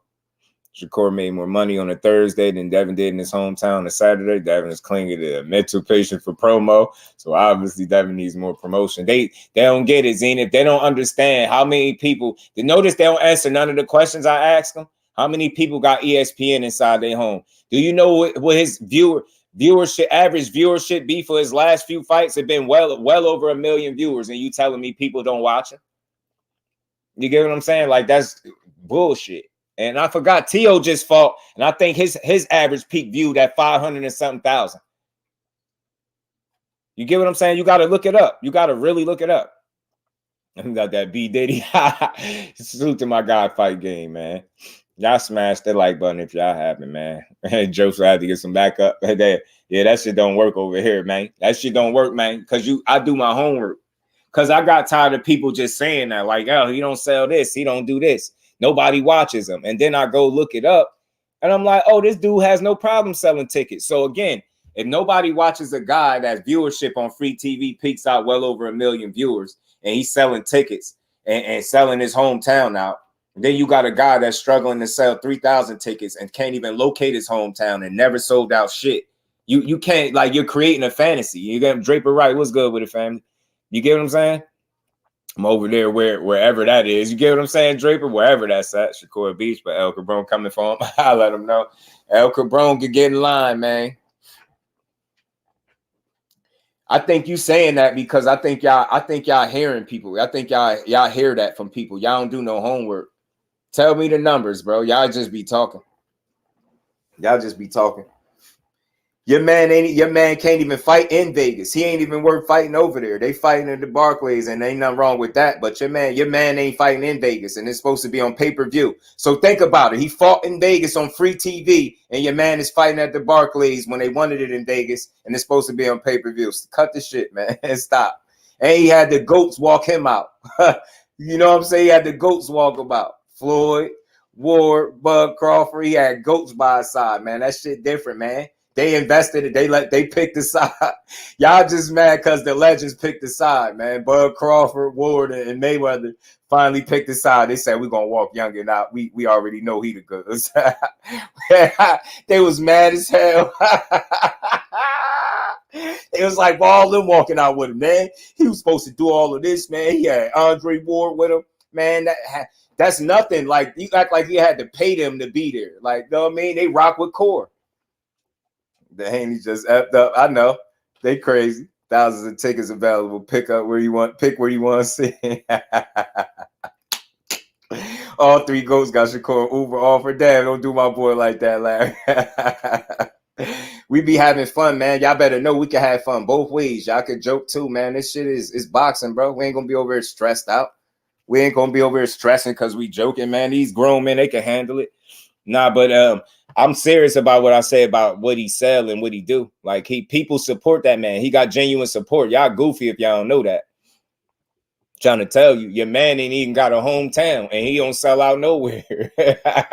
We just be having fun though, talking a little trash. See, mine's is not with like ill intent. Like, I'm just having fun. Like, some people be serious, arguing, mad, spitting at the screen. I just be laughing back here, having fun, bro. Yeah, nah, they dead ass. They ain't joking. Nah, Joe be joking though. But he's still serious though. Shakur Valdez beat Haney undisputed numbers on ESPN and sold the same gate as Haney versus Regis. Can you school him, Zenith? That's my guy right there, man. He need to be rinsed up twice. I give Zenith a different color rinse for the comment cooking. I need an emoji just for Zenith, bro, when he be cooking in the comments. Nah, yeah, it's all love, man. I rock with y'all. Y'all know we had fun. When it's all said and done, I love boxing. I'm gonna keep supporting it, man. Look, Joe said, I'm seriously joking. We know. You know, Andre Ward supported Gabe Flores too, but he met El Carbon Cabrera. Salute to Gabe Flores. He got a win recently too. He got a couple. I think he put together a couple wins recently. Gabe Flores gave him that one-hitter quitter rinse, that Thor edition. Tell he needed, you know what I mean? The family. I wish they do add that something, a different feature with the wrenches. Devon, what's good with it, my guy? Man, free TV and Dev. You're not getting it, John. Listen to me though. All jokes aside, like you can't compare pay-per-view and free TV numbers, but what you can do, because you see a guy that fought on pay-per-view a couple of times, you can X those fights out. And remember, he got several more fights. So just look at him 21 fights in. What was he doing? Look at it that way. 21 fights in, what was he doing? In 21 fights, where was he at? In 21 fights into his career. If you're really trying to compare him, 21 fights into his career, where was he at? Could you say he accomplished the same feat? I don't think so. So it is what it is. They pushing Ben Whitaker hard. You think the matchup against Khalil Cole? Ooh, cause shout out to Khalil Cole, Jersey. No, I'm rocking with Jersey. I'm not going against Jersey. I don't care. We going down. I'm going down with this shit, damn it. I'm going down with this shit. But see, look, this is the difference, though. Free TV, allows people to see you, John. That's the thing. Where you don't have to stress out about pay-per-view sales. You never heard that be a narrative in Shakur's career about having problems selling tickets. You've never heard that before. You've never heard about his events not doing well. You've never heard that before. But you know who you've heard that about, and y'all just in denial. Y'all just in denial about. But you've heard that several times about somebody. Y'all literally after all these pay-per-views that y'all brag about, y'all have to argue every single day after the pay-per-view is over with that the numbers did well, and nobody believes y'all but the fans of that fighter. Nobody believes this shit. Think about that. That's saying a lot. The fact that y'all got to argue the same pay-per-views that you brag about, you got to argue all the time that these numbers did this and that, and nobody believes this shit. Nobody. You know what I mean? He said, oh yeah. Yeah, that's cool. That's cool. That's cool, but that's Australia. That's Australia, and them definitely is Cambosis fans, respectfully. They are. But it did. But he does that regularly, Larry. He does that regularly. His view, like, just look it up and tell me if I'm wrong. I'm telling y'all to look it up because I already did the homework. I don't need to do it again. Check his viewership when he fight. Where did it peak out at? That's why I say we weird boxing fans. 1 minute we complain about the pay-per-views, then we shit on somebody for being on free TV. Is weird. Like, he has a following, bro. They follow him. You get what I'm saying? His people really support him, bro. Now that's true, Dante, for sure. He just got a problem letting his hands go. Shit, we'll see. I say when you fight somebody closer to him in athleticism, then we'll see what he is. You get what I'm saying? 150 and 135K. Yeah, those are considered like flops. You can't brag about them kind of numbers. Black Belt Ben, what's good? Free TV only becomes an issue when a fighter is making more than a few million and low ticket sales. Right.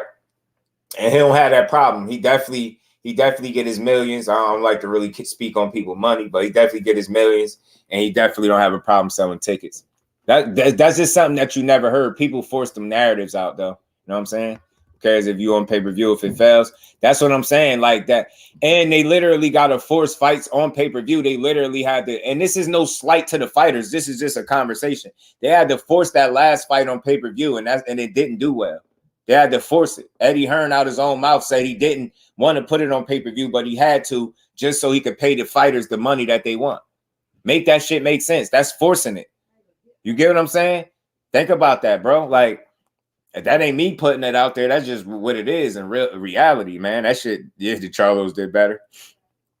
Nah, this if he needs more development, then what the hell is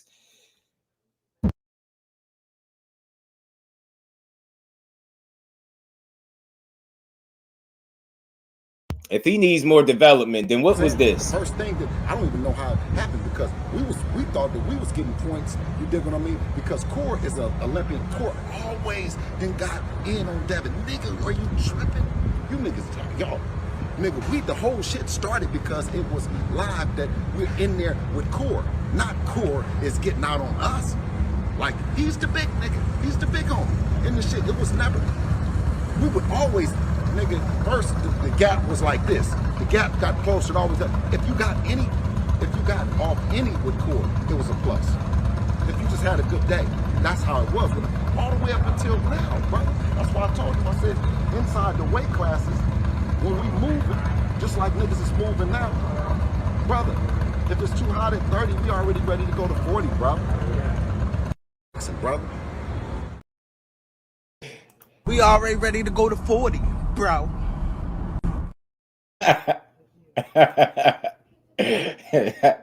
I'm messing with y'all, man.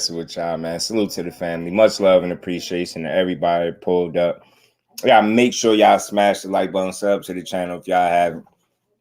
Over here, we gonna joke a little bit, we gonna laugh, but we gonna most importantly, we gonna build boxing up. So before we get out of here, let me just round it up. I think Tank and Frank card is gonna be one of the best of the year. I'm gonna keep saying it. I think Tank and Frank is gonna be one of the best fights potentially of the year, simply because of the preparation that both guys is putting into it. Both dudes, he said, it's AI. You stupid, yeah. Both guys extremely focused. The fact that Leonard Ellerbe is saying Tank can make 130, I think that's a testament to how disciplined he is. The fact that he ain't blowing up no 20, 30 pounds in between weight. He understands what's in front of him. And that's why when Errol Spence said we focus, he said, and ask us, do we care? He really meant that, like, because they locked in. Both of those dudes putting in dog work. They both got some great minds and as coaches preparing them. So I have no doubt in my mind that'll be a great fight. Hypothetically, like Leonard Ellerbe said, if Monster anyway found his way at 130 and that fight presented itself in Tank, I'll be all over. I'll be with watching it too because I think it'd make a big fight and it'd be good. But aside from that, that's more fantasy. Aside from that, let's hope everything is on the up and up. We get all the fights on that card. Like I said, I think it's going to be one of the best one out. Devin Haney, salute to him, man. He got his fight coming up 420. I think he's gonna handle business, man. We're gonna keep building the fight up as it come closer. He named his 3 dream fights. He said Tank first. He said T.O. Matias. Good sign is it's no surprise with Tank. Good sign is he said Matias and T.O. He revisited and kind of rethought the whole, if he wanted to chase Undisputed. He said he with it. Say he willing to fight guys like T.O. and Matias. Those are good fights. Tank is always going to be something that he throw out there, and we know that. But he at 35, obviously, and them other guys at 40. So those fights can be made. But first, he got business for 20 with Ryan. Let's see how competitive Ryan is able to be with what he's been showing us thus far. I'm looking forward to the fight. 420 will be here in no time. We already in April underway. This fight will be here sooner than we think, and I can't wait to see it. Richardson Hitchens fight this weekend. We're going to build on his fight this week, too. We ain't going to forget about Hitchens. We're going to give him his just due as well. But I wanted to revisit, some of these topics today, like, Fundora being out till, like, early November is what his promoter said. TSZYU is out as well. You know what I mean? Both guys is out. Neither guy is going to fight either Terence Crawford or Errol Spence. I want to know where they both go from here. Errol really need to consider a tune-up. If not a tune-up, then he need to get active and take a different fight, because the tougher the fight and the longer the activity is going to make the fight that much more tougher. So I just want to see Errol back in the ring so I can see what he is and what he not. See if it looks like he should retire. I'm rooting for him. Want to see him back in the ring, but we'll have to see. Superman at 140. They're talking like someone pointing a gun at. I'm telling you, boy, somebody had a gun in his head, didn't he? Tank is about to make Frank somebody. Arena. I like him as a fighter, but they don't know how to promote themselves outside of leeching off another man's name. I think the tactics are just a little played out, Zenith. You get what I'm saying? Like, all right, initially when you first, try with some of these tactics, you like, all right, cool. We get it, right? We get it. But now it's to the point where it's like these tactics is kind of weak. You get what I'm saying, bro? Like they played, like, try some new tactics, try less promoting and more truth telling, right? And that's just my honest assessment of it, right? I think people are just turned off by that shit. The constant, slander and shitting on, like, think about it. Some of the best fighters in the world is Ducks. Tank, Shakur, and Matias is Ducks. I do math. That's not a coincidence. That's math that those guys all pose threats, immediate threats to the camp that's framing them as Ducks, and I just can't rock with that. So those tactics of promoting is lame. They get played out. So I think they should look to do. And again, they got plenty of great material to build on, Zane, if they just refuse to pay attention to it. You know what I'm saying? 12 zip, that flawless victory, bro. At 140, I'm 12 rounds up in zip. You get what I'm saying? With a knockdown under my belt and probably could have stopped the guy. You dig what I'm saying? Like, that's what I'll be talking about. But nah, you still hear names like, you know what I mean? Certain somebody come up. You still hear that certain, that him, you know what I mean, get brought up. 3 dream fights that you can have. Dream fights. Me and Tank, me and Matias, me and Tank, you know what I mean? Tank name always come up. So don't tell me. That's why I say, when y'all say to me clout chasing, a guy is clout chasing just because he mentioned fighting another guy, I call bullshit. Because you're going to tell me it's not clout chasing when a fighter clearly is bigger than a guy and he continues to mention his name but never fight him. That's not clout chasing. You get what I'm saying? And it's really not. But if you're going to play that game with me, I'm going to play it back. So it's not clout chasing if you're serious. If you look at this dude as a serious fighter, the fact that he's mentioning his name, it shouldn't be clout chasing, right? It shouldn't have to be. You know what I mean? So yeah, Tank is locked in, man. So is Frank. It's going to be a great fight, yo. Everyone fights. They say it's Larry. I don't be believing it though. I want to fight Tank though. So there's some truth to what you're saying, because I want to fight Tank. Shit, for the money they getting paid. Somebody put me in. Somebody plug me in. Let me hit my boy Senior, man. Give me an offer. That's called building the fight. Tank is the A side. Yeah, Tank is Haney's favorite word. Yeah. Once Devin left the division, I stopped caring about him versus Tank for sure. I just don't give it the same value because it seems less likely to happen being at where they at. You know what I mean? Pulling in separate directions, obviously. So we'll see. We'll see. You know what I mean? We'll see.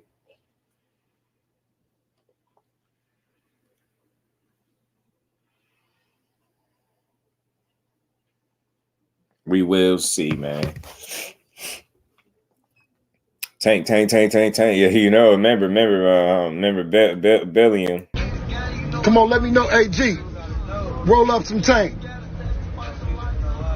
Roll up some Tank.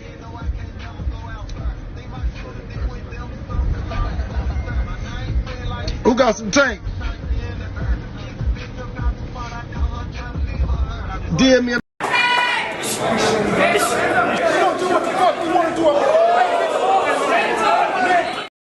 Got some Tank right there. You asked for him, you got him. Nah, I'm just joking, y'all. Skills, Mr. New Orleans in the flesh, my guy. What's good with it, bro? Much love to appreciation to everybody, man. Y'all make sure y'all hit that like button. Keep supporting the grind. We're gonna keep building as we always do. I got another little short video for y'all. Anthony Joshua against Francis Ngannou. It's going to be an unbelievable heavyweight spectacle. And there's these two giants, Godzilla against King Kong, two beasts come together, and so we know it's a serious challenge, but I believe this man's the best in the division. His first dream was to be a boxer, which people forget, and I know what I'm up against, and you just got to be relentless, give it your best. It's already written in the stars what's going to happen. I'm just going to follow my destiny. I believe in myself. That doesn't mean that I control the outcome. I believe in the fact that I'm going to go out there and do my best. And whatever the outcome is, I'm going to take it. Get ready. Get ready for a disaster. You're too stupid.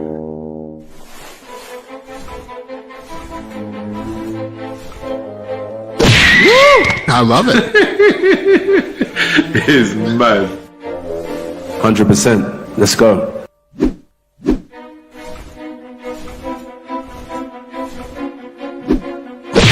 Boom! Finish him. Let's go, baby! Let's go! It's going to be good. It's going to be explosive. Let's go. Enjoy the process. Bismillah!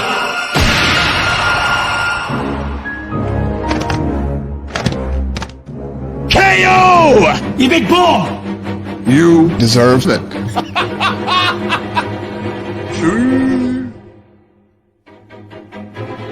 God is good. Life is good. No complaining. There's just a win. That's it. You can keep the AirPod.